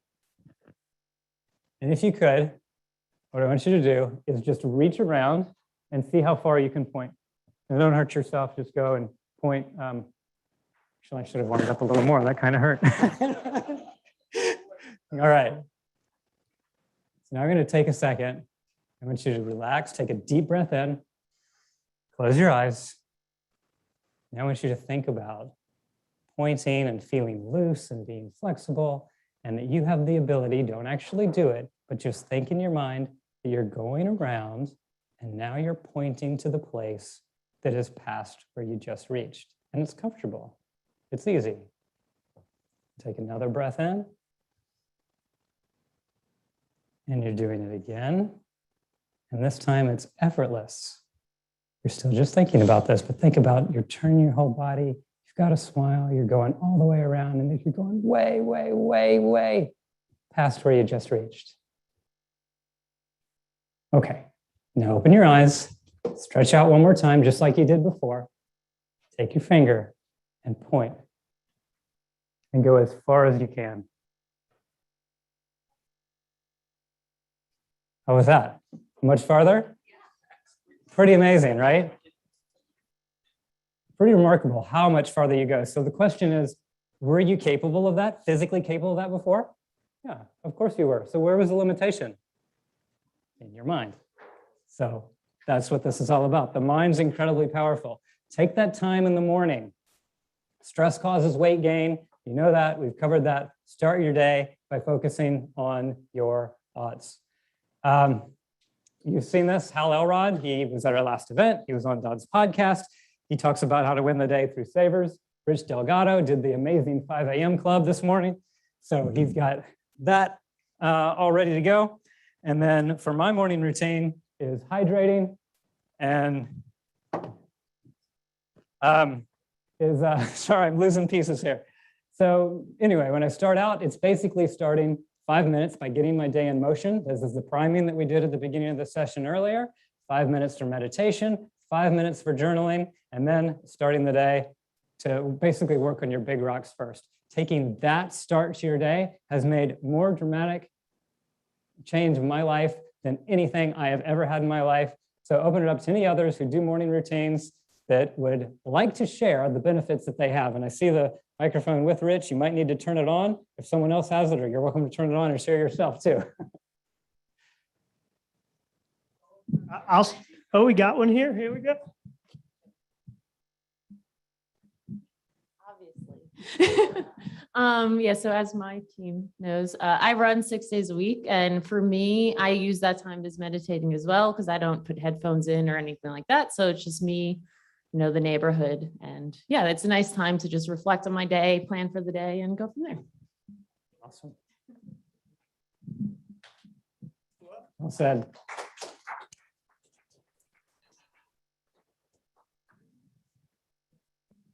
I'm committed to learning a second language, so I'll spend anywhere from 5 to 10 minutes every morning on my Duolingo app, just going over different languages. Great stuff. I guess we'll have more time for sharing unless you want to take some real quick. You're all welcome. We start at 5:15 every morning, and literally we're 15, 20 minutes in and out. We get a quick burst of energy and we get done. So that's my first 20 minutes. I do spend 10 minutes of meditation. I use Muse, put it on, another 10 minutes of journaling, get my day started. And then my last 20 minutes is where, you're supposed to grow, you to learn something, podcast. I read the Bible. So there you go. It's my morning. Awesome. Okay. Thanks so much. All right. So moving on, next is sleep, part 2. Your future depends on your dreams, so go to sleep. Grab that camera again. How do you feel when you do not have a good night's sleep? Feel free to put that in the chat box and see what we got. Run down, awful, sluggish, crappy, hungover, moody. Like the chats too coming in. Not too happy. Sluggish and cranky at the top of the list. Ted. These are not good. Sounds like you guys need to sleep. Hopefully this doesn't happen too much. But you've certainly got the medical side of it too. It impairs attention, memory, judgment, focus, decision-making, irreversible decline in cognitive performance. We certainly don't want that. Overall poor health. It also produced hormones, as you've heard about, that make you think you're hungry when you're not. So get your sleep, it's important. Some of the basic things: sleep an adequate amount for you. You do sleep in 90-minute sleep cycles. Avoid blue light 3 hours before bed. That is the biggest thing you can do. It made a huge difference for me. There are all types of things on phones and computers to be able to do it. Also avoid caffeine 7 hours before bed, alcohol 3 hours before bed. Design a sleep-friendly environment. Decrease exposure to the EMFs, that's the electromagnetic frequencies that often come from cell phones. Turn off the Wi-Fi and Bluetooth when you sleep, it'll make a big difference. And then follow with a sleep routine, wins. It can often be great, celebrate wins for the day with your children, whatever you may do. Anyone else, any other sleep tips? When you started a sleep routine, did you notice any difference?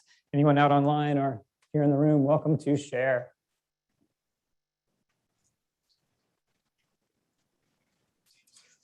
That one? All right. Hey, Patrick, I know on our this is Sarah Ivy. I know on our Fitbits, there's a little thing for sleep. And when you sleep in relaxation, and it takes you through like a 2-minute wind down, and it vibrates on your wrist when you're supposed to breathe in and breathe out.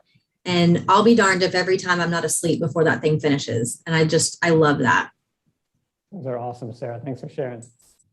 What I've done is I've tried to go to bed at the same time every night, and it's just become natural. As soon as I hit the bed at that time, I'm tired and I go to sleep. And that's awesome. It's so true about the bedtime routine. Start simple, and then you wake up early. Like when you go to bed at the same time, you wake up at the same time, you really don't even need an alarm. So well done. Thanks, Jeremy. All right, so we're moving on. I know they're going to fly through this because there were so many questions in Mark's session. I'm looking at the time and thinking, I know we've got relaxation coming here, and there's so many slides that we want to get to. So I'll just fly through them, but I'll make it all available to you guys. We'll try to get this as good as we can to cover what we can. So the basics is let food be thy medicine and medicine be thy food. If you want one more, let's start with just a simple question here. This is just basic nutrition, right? If you eat less calories than you burn in exercise, you'll lose weight and reduce body fat over time, over long term, right? True or false? False. There you go. So sort of the way I phrased it was a trick question, but that is what we're talking about, changing what we believe. Because what happens when you eat less?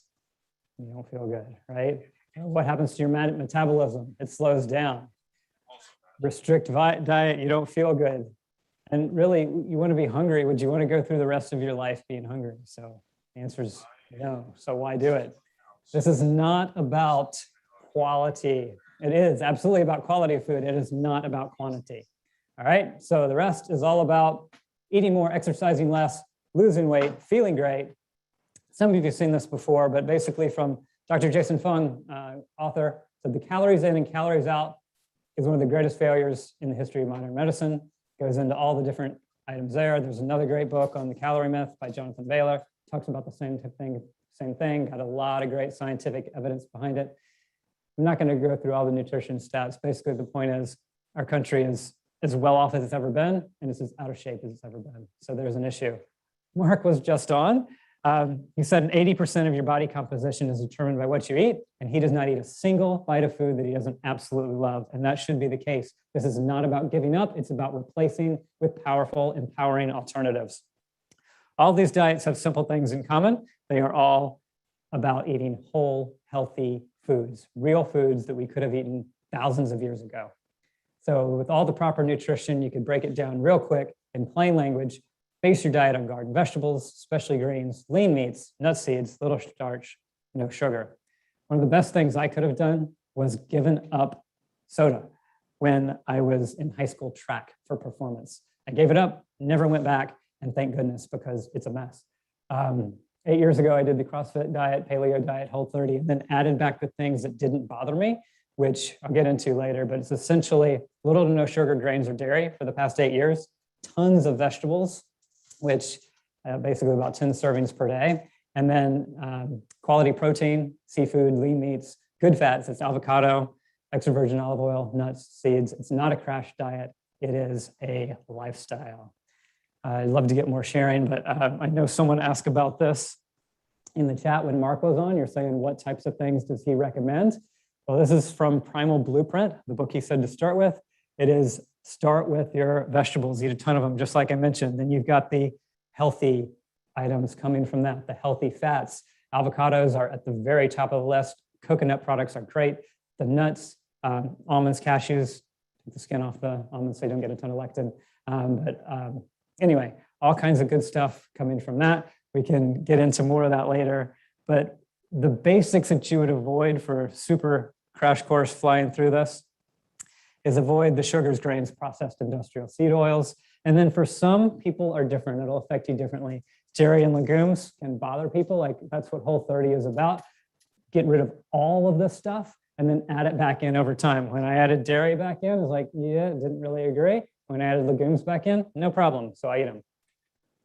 All right, truth about sugar, it's awful. For sake of time, I don't get to go through all of this. I would love to, but I will send these slides out just for sake of this. It ruins everything. Don't eat it. Basically the problem is it starts everything off, or every chronic disease starts with sugar. There are sugar substitutes, as Myrtle mentioned in the chat earlier. You can definitely eat things that still taste good, but don't eat sugar. And where does it all come from? Quite often it is our sodas and energy drinks. That is the number one area. Second area, grains. Mark just covered this brilliantly, so I don't have to. But basically they cause all kinds of issues too. There is no reason to use them. And it leads to this whole crazy blood sugar roller coaster that you'd go on. Somebody eats their pasta, pizza, whatever they're going to have at lunch with soda, then it's going to create that massive spike, and then you crash. Kyle loved the comment. So replacing it with healthy things is the way to go. That's what will keep your blood sugar balanced. Plus, if that's not enough, how about all the toxins in the food that people are creating? Monsanto created all these, basically Roundup is a chemical that we spray on our crops. It's been found in all kinds of different things. This is where it was in 1992. 10 years later, the dark is the dangerous levels. It shows up in all of our foods. Created genetically modified foods. So basically, to avoid that, look for things that have non-GMO products. This is one of our products we created as a grain-free granola. Look for that symbol down on it, non-GMO food. And then the refined oils. These are really bad too. They're the vegetable oils. Mark calls them insidious killers. It's basically the vegetable oil, soybean, canola, corn, cottonseed, peanut, sesame, sunflower seeds. Avoid them all, any of those hydrogenated oils. What you want to replace it with is the the good ones. You can cook with grass-fed butter, and then the good oils, olive oil, coconut, avocado oil. These are Primal Kitchen, so plug for Mark being on earlier. This is his company that sells those. Truth behind dairy, similar type things. Some people are lactose intolerant, some aren't. There are some good alternatives to the way to get that. But the point here is that you want to have empowering alternatives to be able to enjoy this stuff. Overall, it is a nutrient-rich diet of foods that you love, vegetables, especially grains. For grains, there's so many alternatives, from doing spaghetti squash instead of the actual grains. For oils, the ones I just mentioned, and for dairy too, it's the alternatives like coconut milk. So, but most importantly, enjoy it. Love what you're eating. All right. So I know I absolutely flew through that, but tight on time, trying to get back on schedule. Living an active lifestyle, part 4 is next. You all know the benefit of exercise, movement, activity, whatever you want to call it. It makes your brain better. It puts you in a better mood. All of this stuff is building to everything you wanted to do earlier. And so basically the point is, do whatever you need to do to stick with it. Find something that's fun. All right, inner challenges, daily step challenges, whatever it may be. Go out for a run, go out for a walk, find a group to do it with. That's what the afternoon workout sessions are later today. It's everybody getting together to do what they enjoy.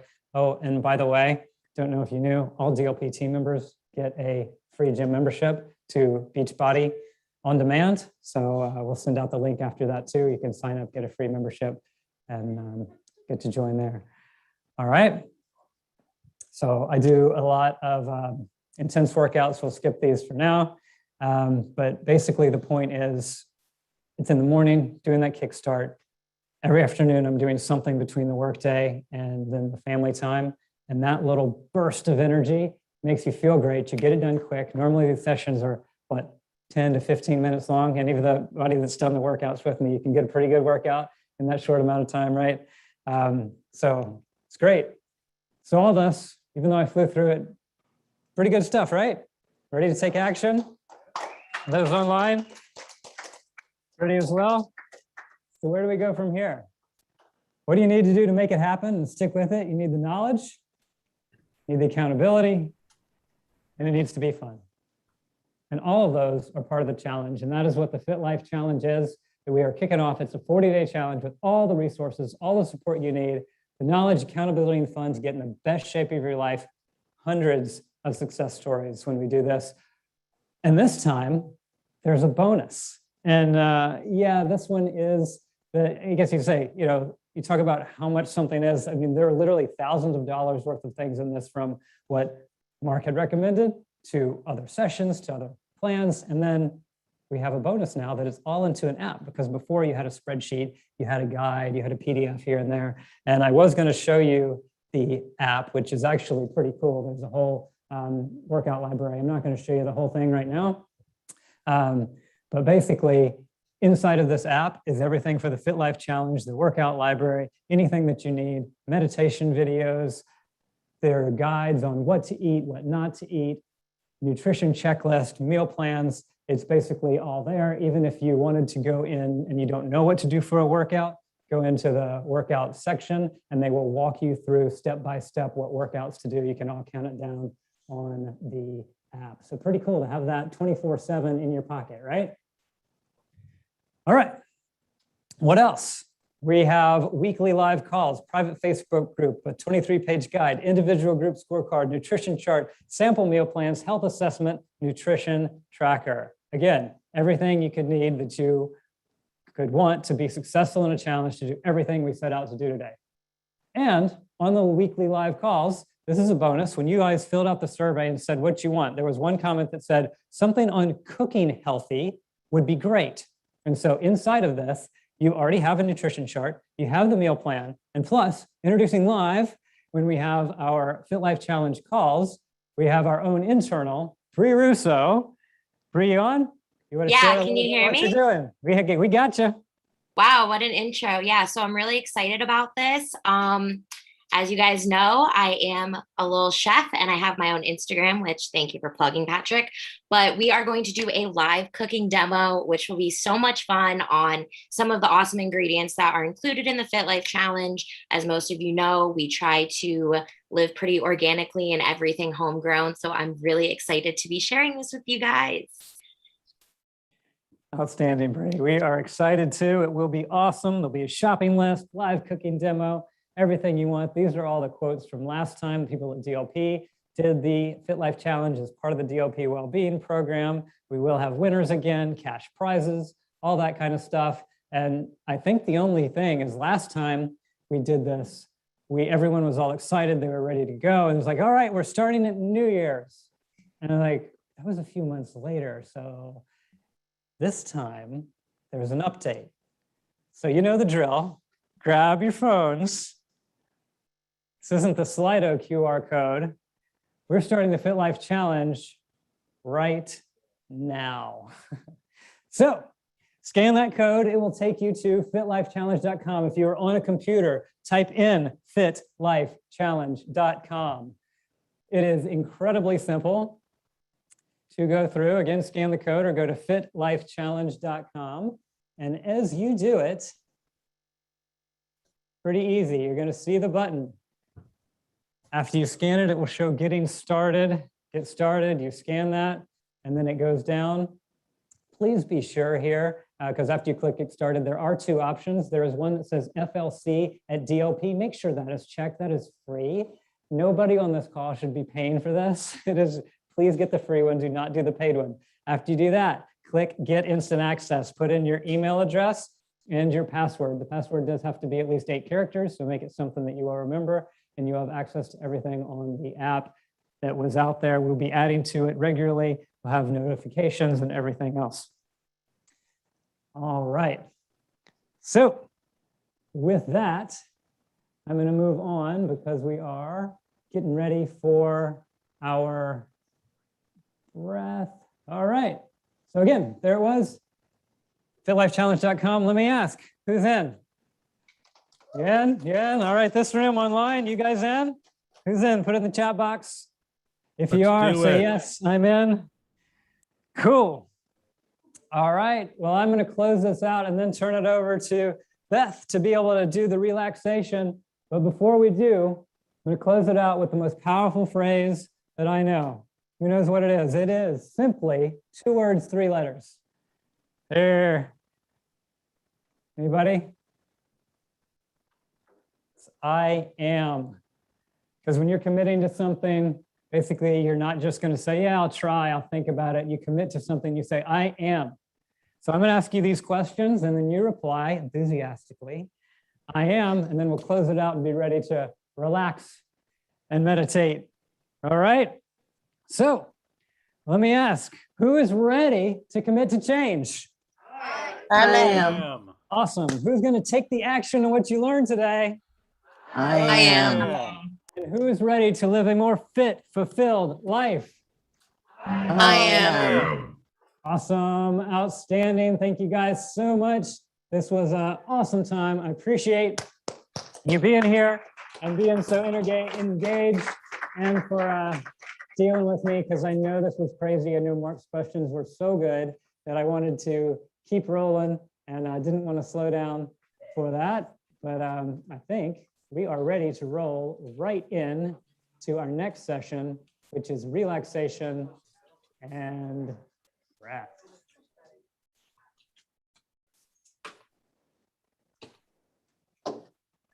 All right. And I see Beth is ready to go. So we'll do this introduction and then we'll be ready to relax, because what an amazing day this has been. And next up, Beth Frisky is joining us. She's been so awesome to talk to. And I've had I think everybody, again, stress management, relaxation, how do we relax and breathe? And especially during the day, and this part of the day, not always in the morning, but Beth wanted to specifically do it later in the afternoon when a lot of people need this. So Beth is a relaxation coach. She works at a Time for Expression and is basically an experiential speaker, life coach, and really just helping people live a better, more experienced, more satisfied life. So Beth, so happy to have you here, and we'll turn it over to you. Hi, thank you so much, Patrick. I'm happy to be here today.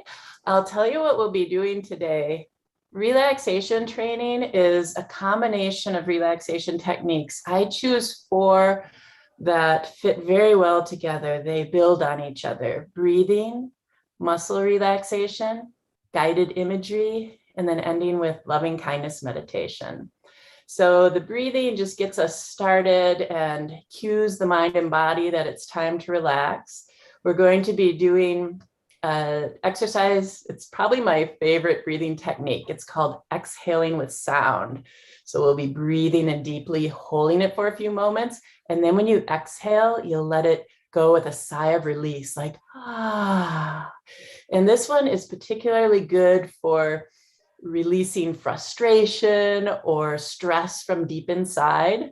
And the key is to not be shy about letting the breath, you know, and the sigh just go, ah. And hopefully the moderator, yeah. And hopefully during the actual session, the moderator, though, can mute everybody just so there isn't any distractions, but don't mute me because I'm going to be guiding you through it. And then the next part is muscle relaxation, which I feel is so important. It's another layer of stress.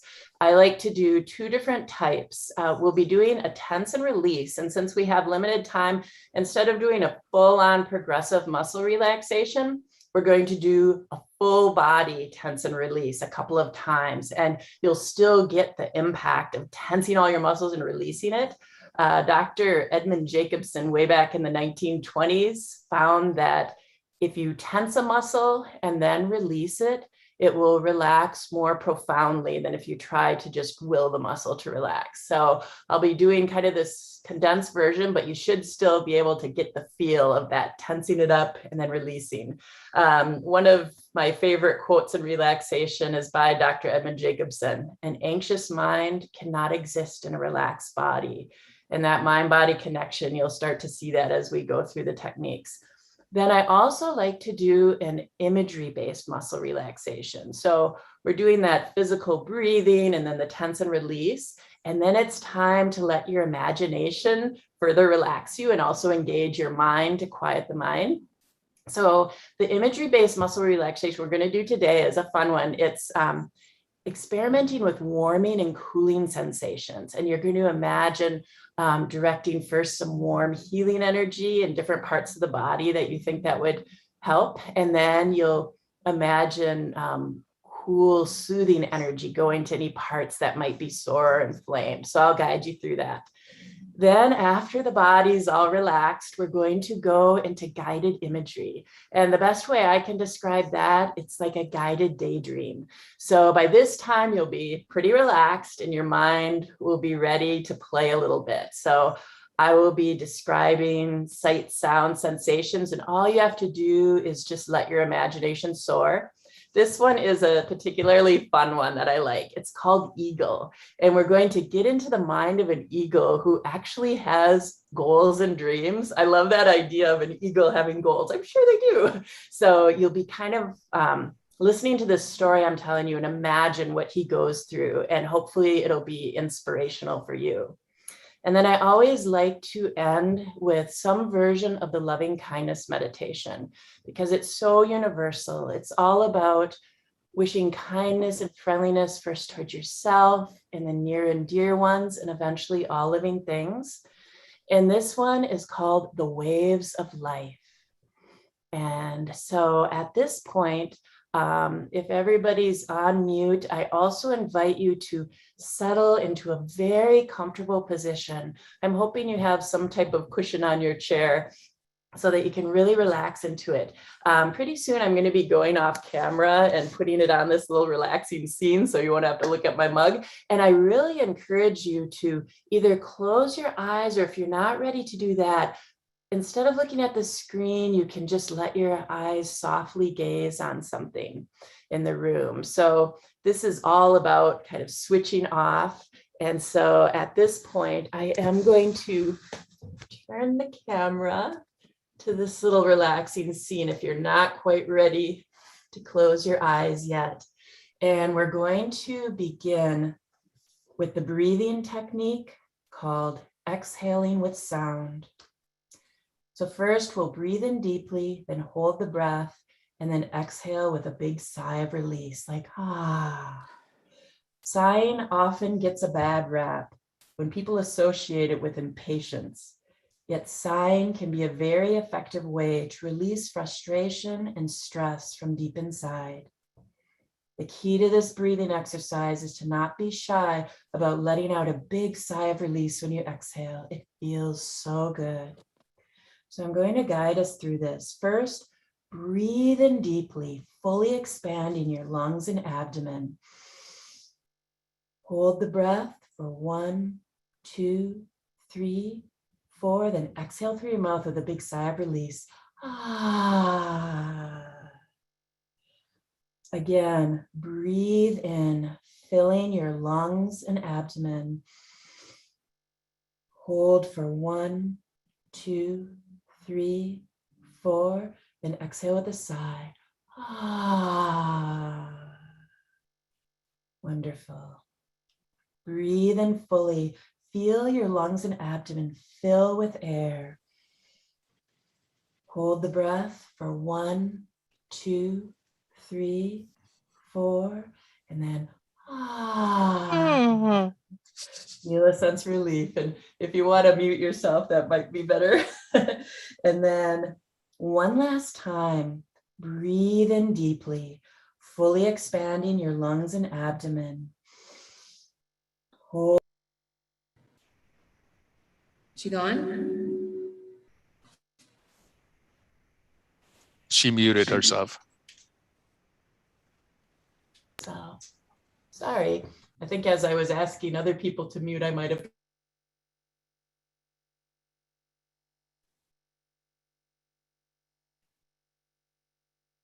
Oh, she's really relaxed.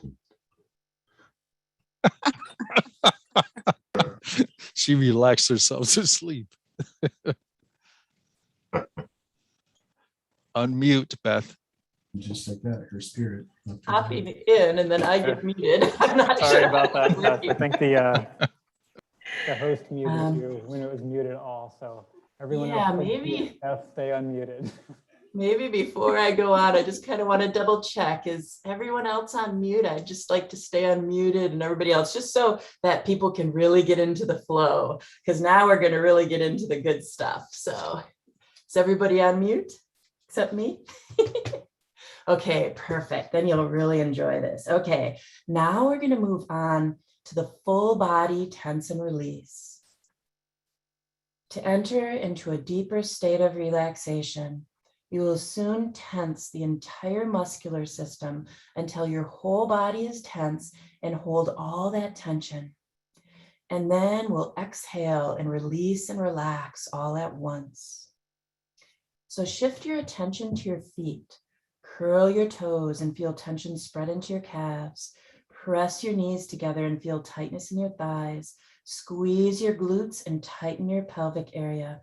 Make 2 fists and feel tension spread into your arms. Raise your shoulders and create tension in your neck. Tense your facial muscles and squeeze your eyes shut. Take a deep breath and tighten your stomach and chest. Experience tension all over your body and hold for 1, 2, 3, 4. Now exhale and let your whole body relax all at once. Feel your muscles release. Breathe naturally, allowing the stress and tension to leave your body and mind. Let's repeat this full body tense and release technique one more time. This time, just tense all the muscles in your body, every one you can think of, just your face, shoulders, arms, hands, stomach, legs, and feet. Experience tension all over your body and hold for 1, 2, 3, 4. Now exhale and let your body relax all at once. Let go and unwind. Feel that warmth and heaviness of deep relaxation penetrating your muscles. Feel your muscles releasing, letting go. unwinding. Feel your forehead smooth out, your eyes softening, relaxing that spot between your eyebrows. Let all facial expression fall away. Allow your jaw to hang slack and your lips to part slightly. Allow your neck to be so relaxed that a gentle breeze blowing through the room would rock your head from side to side. Letting your shoulders lower into a comfortable dropped position. Feeling your arms and hands becoming loose and free. Wiggle your fingers if you like. Let your stomach be so soft that it gently expands on the inhalation and releases on the exhalation. Receiving each breath freely and allowing your hips and glutes to let go and unwind. As you sink down deeper into relaxation, let go of your thighs and calves. Feel your knees open and loosen. Wiggle your feet and toes. Now bring your attention back to your breathing. Take a long, deep breath and exhale. And as you breathe, picture your lungs and heart. Feel their pace becoming slow and free of tension. See if in this stillness you can feel your heart beating. Just imagine what your heart would look like as it beats.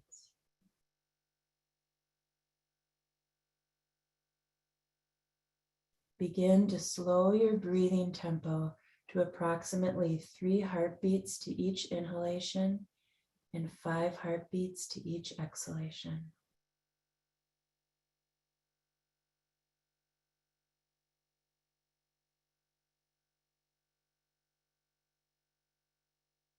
With each in-breath, feel yourself breathing in peacefulness. With each out-breath, feel yourself release tension and tiredness. Inhaling peace, exhaling tension.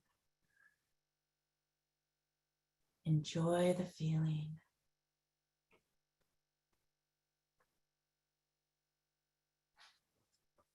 And now we're going to move on to the imagery-based muscle relaxation using warming and cooling sensations. I invite you to sit in a comfortable position, stretch if you need to, reposition yourself as you like, and allow your arms to rest loosely at your sides or in your lap. Take a few deep, deep breaths in and out, settling into your chair. Let your breathing be easy and natural. This is your time, a time when nobody is wanting anything. Nobody is expecting anything from you now. It's your time to connect with yourself, to be in this moment.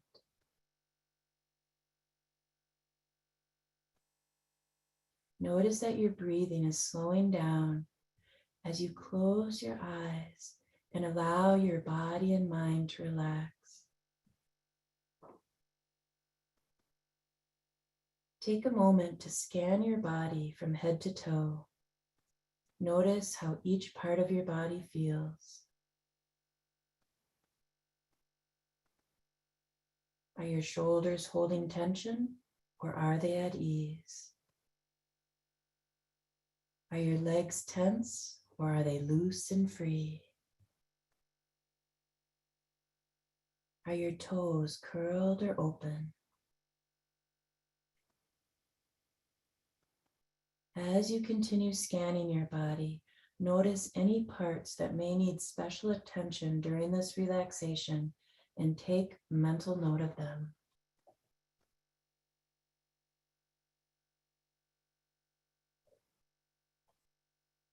Let's begin with areas of your body that could use some soft, warm, healing energy. In your mind's eye, imagine there is a golden, glowing light ready to use however you wish. This light contains positive, healing energy, and you can move it through your body to relax and comfort you. Where would you like this warm golden light to go first? What areas of your body would respond well to some warming, healing energy? Perhaps your shoulders or your neck, maybe your calf muscles. You can choose different muscle groups and parts of your body and send this warm, golden, healing energy to loosen and relax those areas. Pause now for a while and enjoy the pleasant, healing sensations as you direct the energy where you want it to go.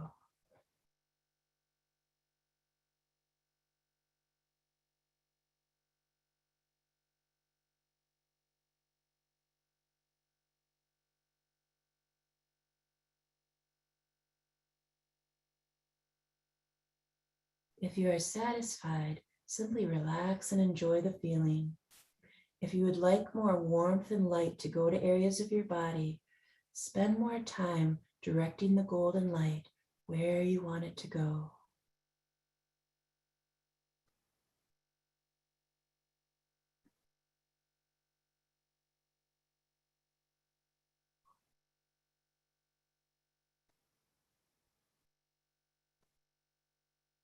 Now think about areas of your body that could use some cool, soothing energy.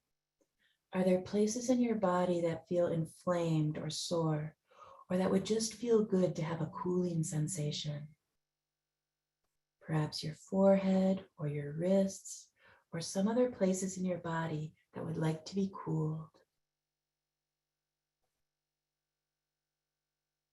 Imagine a blue, cool, soothing gel that can move through any area that will respond well to coolness. Pause for a while and let that blue, cool, soothing gel move to those areas.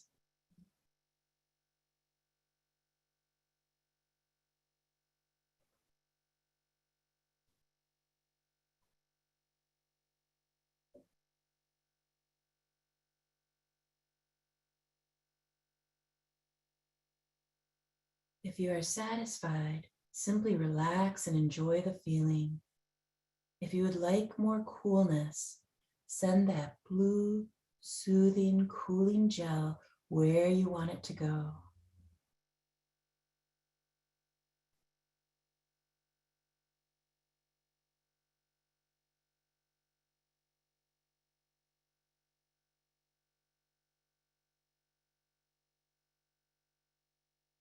Now take a couple of slow, deep breaths, slowly breathing in and slowly breathing out. And as you let the breath out, let it be a real letting go. Just begin to let go now of any unnecessary tension or discomfort. And as you begin to relax, allow your eyes to close and begin to focus inside as we move on to the guided imagery called Eagle. In your mind right now, there are all sorts of threads of thoughts just below the level of consciousness. Maybe you can recognize that they're there somehow, or perhaps you can't really notice them at all, and that's okay. But those threads of thoughts are all to do with your subconscious, preparing to get the best out of what we're doing here today. And you can just let that happen, because you don't actually have to do anything at all except listen to the sound of my voice, to the story I'm going to tell you. And even then, if your mind somehow drifts from time to time, The amazing subconscious will keep track of all that you need to keep track of. And it's an interesting thing that if I tell you any sort of story at all, you can't help but find images in your mind that fit the story. Whether that's an almost innocent nursery rhyme or a story about criminal masterminds. And even as I've said those things, your mind forms images that are somehow associated with each one. And of course, I don't know what sort of image you saw in your mind, and I have no way of noting what you will be seeing in your mind in a little while either. But I do know that those images will be exactly right for you and will somehow be associated with other thoughts and processes that are important to you, even though you might not really realize that at the time. And so whatever images your mind creates, you can be certain that they will be just right for you. I'm going to tell you a story about an eagle who lived on the very top of the highest mountain for miles around. It was a place he was happy with, and from where he could see the world around him. And for a very long time, that was enough to keep him happy, enough to keep him feeling that everything in life was just as it should be. But gradually, something changed. It was a feeling as much as it was a thought, a realization perhaps, a sensation that somehow or another he could be getting more out of life, as if there were something missing.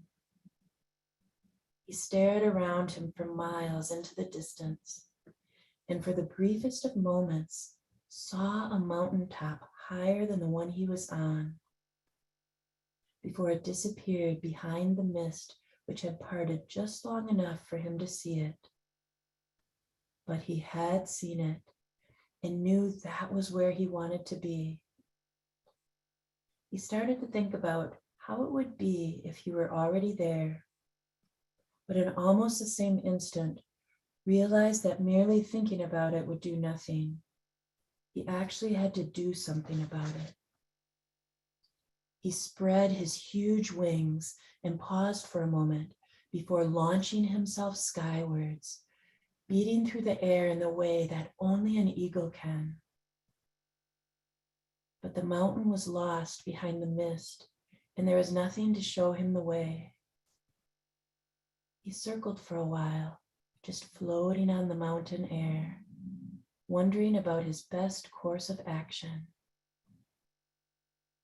Then made his decision and swooped down, following the mountainside and skimming over shrubs and small crystal clear streams that had tumbled over stones and rock for as long as he could remember.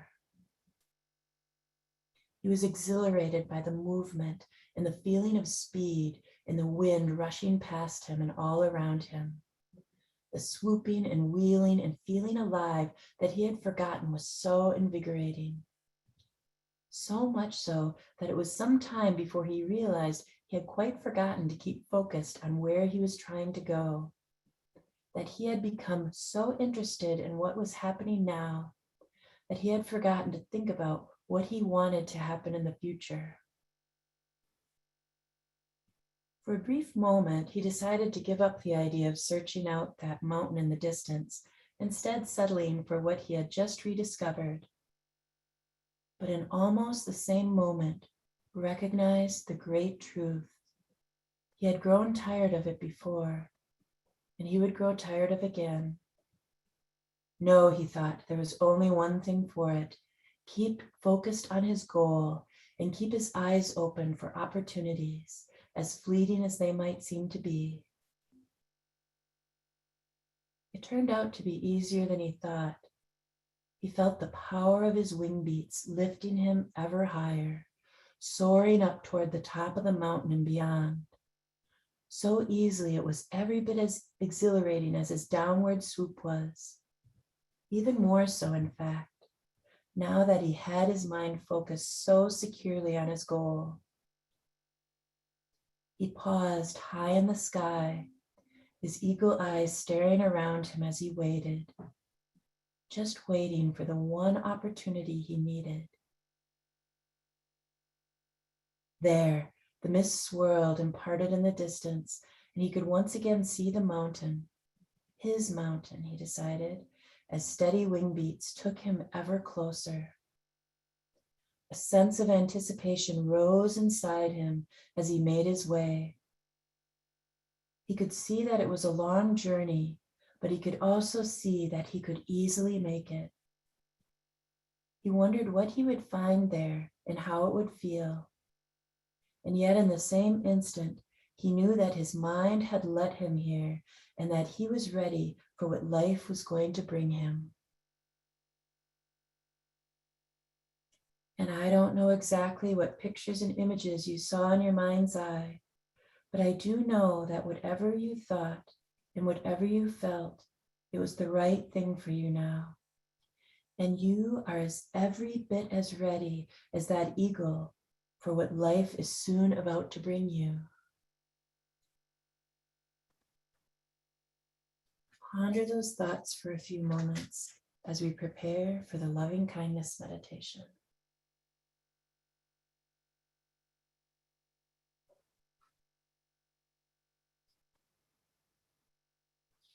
And now we will end this relaxation training session with a loving kindness meditation called the Waves of Life. In this meditation on loving kindness, allow yourself to switch from the usual mode of doing to a mode of non-doing, of simply being. As your body becomes still, bring your attention to the fact that you are breathing. Become aware of the movement of your breath as it comes into your body and as it leaves your body. Being totally here in each moment with each breath. Not trying to do anything, not trying to get any place, simply being with your breath.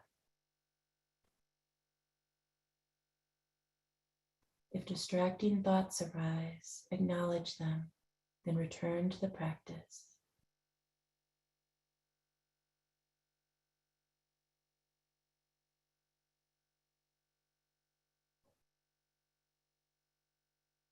And now, bringing to mind someone for whom you have deep feelings of love.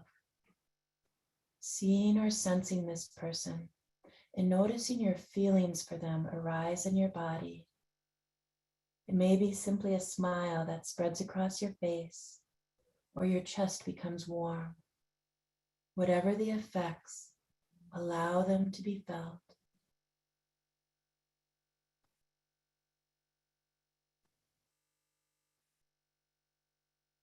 Now, letting go of this person in your imagination and keeping in awareness the feelings that have arisen. Bring yourself to mind now and seeing if you can offer loving kindness to yourself by letting these words become your words as you silently repeat them. May I be happy.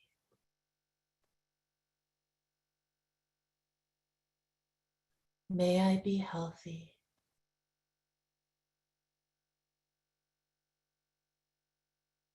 May I ride the waves of my life.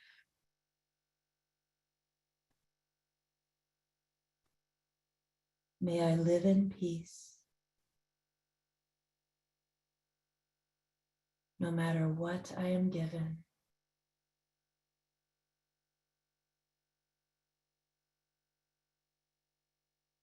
Once more, repeat those phrases directed towards yourself. May I be happy.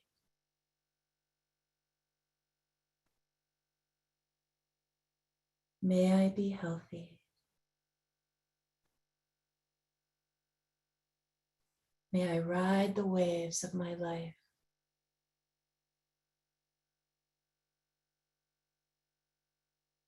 May I live in peace. no matter what I am given.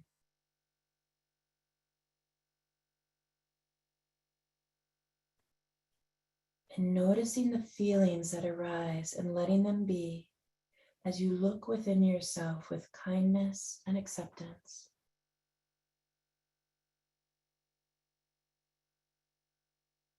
When you are comfortable, try offering loving kindness to someone who supports you, who has always been on your side. Bringing this person to mind, imagining them perhaps across from you, and letting these words become your words as you silently repeat them. May you be happy.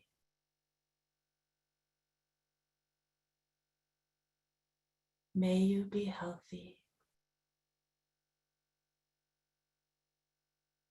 May you ride the waves of your life.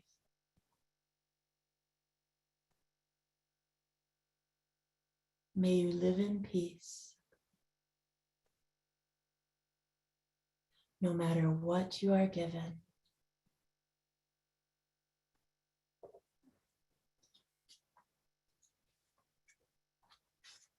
And now, bringing to mind the broader community of which you are a part, you might imagine your family, your workmates, your neighbors, or fan out your attention until you include all persons and creatures on the planet.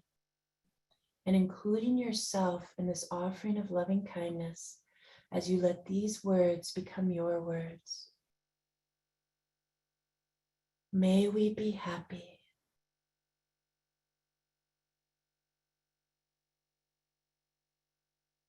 May we be healthy.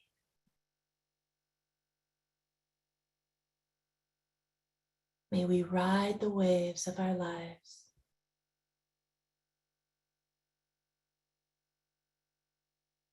May we live in peace.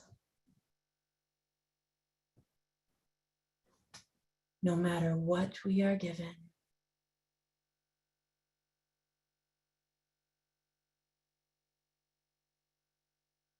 Notice the sensations and feelings that arise within you, sitting with them for a few moments until we're ready to end the practice.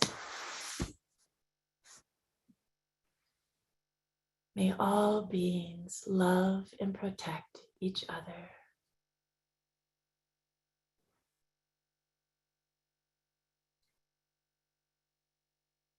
And now you can take your time, bringing your awareness back to your surroundings, back to your place in the room.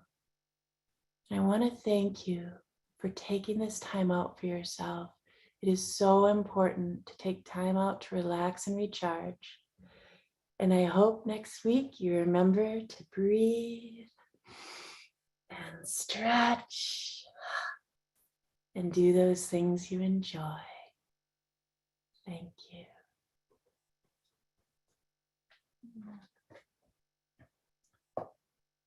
I hope you all enjoyed that, and I think we have some time if you would like to share any reflections or ask any questions.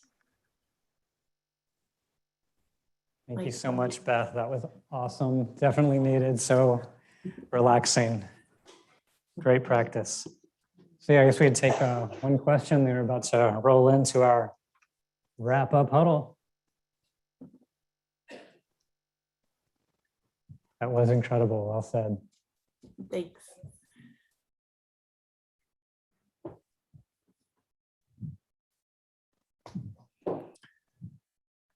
Awesome. All right. Well, with that, Beth, thank you so much. Thank you all for joining in. That was an awesome session. Let's give her another hand. Incredible. Thank you for having me. Have a good rest of your day. And Beth, when we share out the information, we'll share your information as well. I know she offers some other sessions and things too. So happy to Thanks share. very much. I definitely want to get in contact with her for sure. Oh, great. I'm here for you. Thanks. Cool. All right. Well, let's go back in. We will share the screen here. And we are just about to wrap up, except for our exercise sessions that are coming soon. So this part of the day is where we get to reflect, but how's it been? Y'all had fun? Good times? Everybody online too? Y'all enjoyed it? It was amazing. Awesome. Good to hear. It's definitely been a team effort. I mean, I can't thank the people enough. Katie and Kyle and Brandon with and the whole AV and IT team and what y'all did with events, Rachel and Aaron and Lizzie and everybody else. I mean, I shouldn't start naming names, but Ty with design and, you know, all the speakers too. I think what Coy and Kirsten and Rich kicking us off this morning were great. Savannah is still coming later today. Special thank you to Larry Hickernell, who got us connected with multiple speakers for today. And certainly to our speakers too, Beth and Aaron and Mark and everybody else who's been involved. So pretty amazing day. And definitely thank you all. And I guess thank you too to Don again for the vision, having a day like this where living fully is so important, to live fully in all aspects of our lives. And it just makes us better in all that we do. So with that, let's get into a little fun, and your turn to share about the day. We'll be asking for successes here in a minute. So first up, thank you, Lizzie, for putting in a lot of the pictures, and for all of you for putting them out on social media and my DLP. Some pretty fun ones. I love these of our room here. What an engaged group doing priming this morning. That was awesome. Certainly some other fun with the PA and New Jersey teams. And Kenny, love that shot of you guys and the whole crew down there in Holly Hill. Anthony, Frank looking great. All good stuff. And if any of you are in any of these pictures and want to shout out what you're doing in them, feel free. I like somebody put in the marketing team on our huddle this morning. That's awesome. Lots of fun. Heard some good comments about that too. Team pictures. So for those that might not know what we're doing, Don's doing this. We basically did crazy shots, like do your favorite thing, sport or whatever it was outside of DLP. So I think some people doing the Heisman. Bethlehem, y'all are looking great there. Seen you so lively. Well done. Awesome stuff. All right, your turn. Successes, highlights, impactful moments, things that you're going to do, things that you're going to change, anything you want to take away. Anybody online, in the chat, in the room, ready to share, please shout it out. This is your turn for successes. Anything you found impactful today?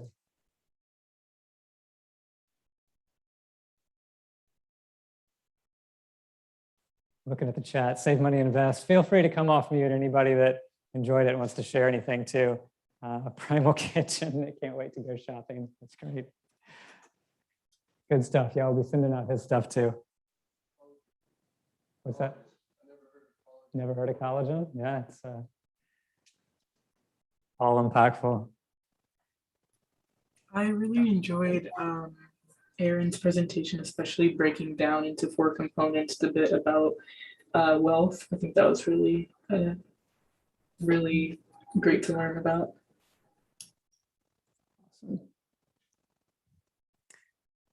Exactly. Any other takeaways? Anything that y'all want to do? Yeah, Katie, you get the mic. I like the accountability aspect of it. I feel like I'm always talking about my goals, and it was nice, you know, to hear what all my other teammates that I'm with every day, what they want to work on. And so we can all hold each other accountable. I think it'd be really good going forward, other than work stuff. Exactly. So talking about in the huddle session, yeah. Right? Yeah. Great time of huddle session. It's also part of the Fitlife Challenge too that we're starting. That is typically done with an accountability partner. So get with that partner and make it work. All right, listen a few in the chat. We've learned new ideas about eating, grains, good. Join the challenge. We'll keep you getting all the rest of the information.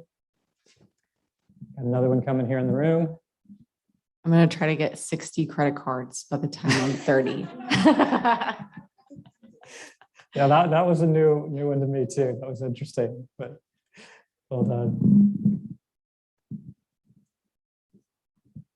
Emma, I like how you sum it up. Relax, build wealth, stay healthy. Well done. All right. So good stuff. Thanks again for being a part of it. Moving on here. Get the screen moving again. All right, for the workout sessions, again, you don't have to participate, but if you do, I was on Savannah's last year. It was incredible. You guys want an awesome workout, get on Zoom with her. For those here in St. Augustine, I know there's a run, CrossFit workout. and other locations, your local leaders were in touch with you about what was going on there. Disclaimer, it's, be careful. You can read the disclaimer on the screen. All of this was designed so you would live fully in all aspects of life. It's not just a day. We do a ton here at DLP to make sure that you are living fully, from the goal designing workbook, all the stuff in DLP Edge, the Living Fully dashboard, one-on-one alignment workbook. We have obviously the Elite Journal and Productivity Organizer and all that kind of stuff. The training and support is out there. Obviously doing the walk-in package, DLP days, annual education incentive, company items, team member referral program. And these are groups. As we mentioned, it's not just a day. It starts today, but it leads on. You know about Driven for Greatness, Miracle Morning, Fitlife Challenge, starting today. We'll be finished before Thanksgiving. Had that question come up too. 5 a.m. Club with Rich, which he started today.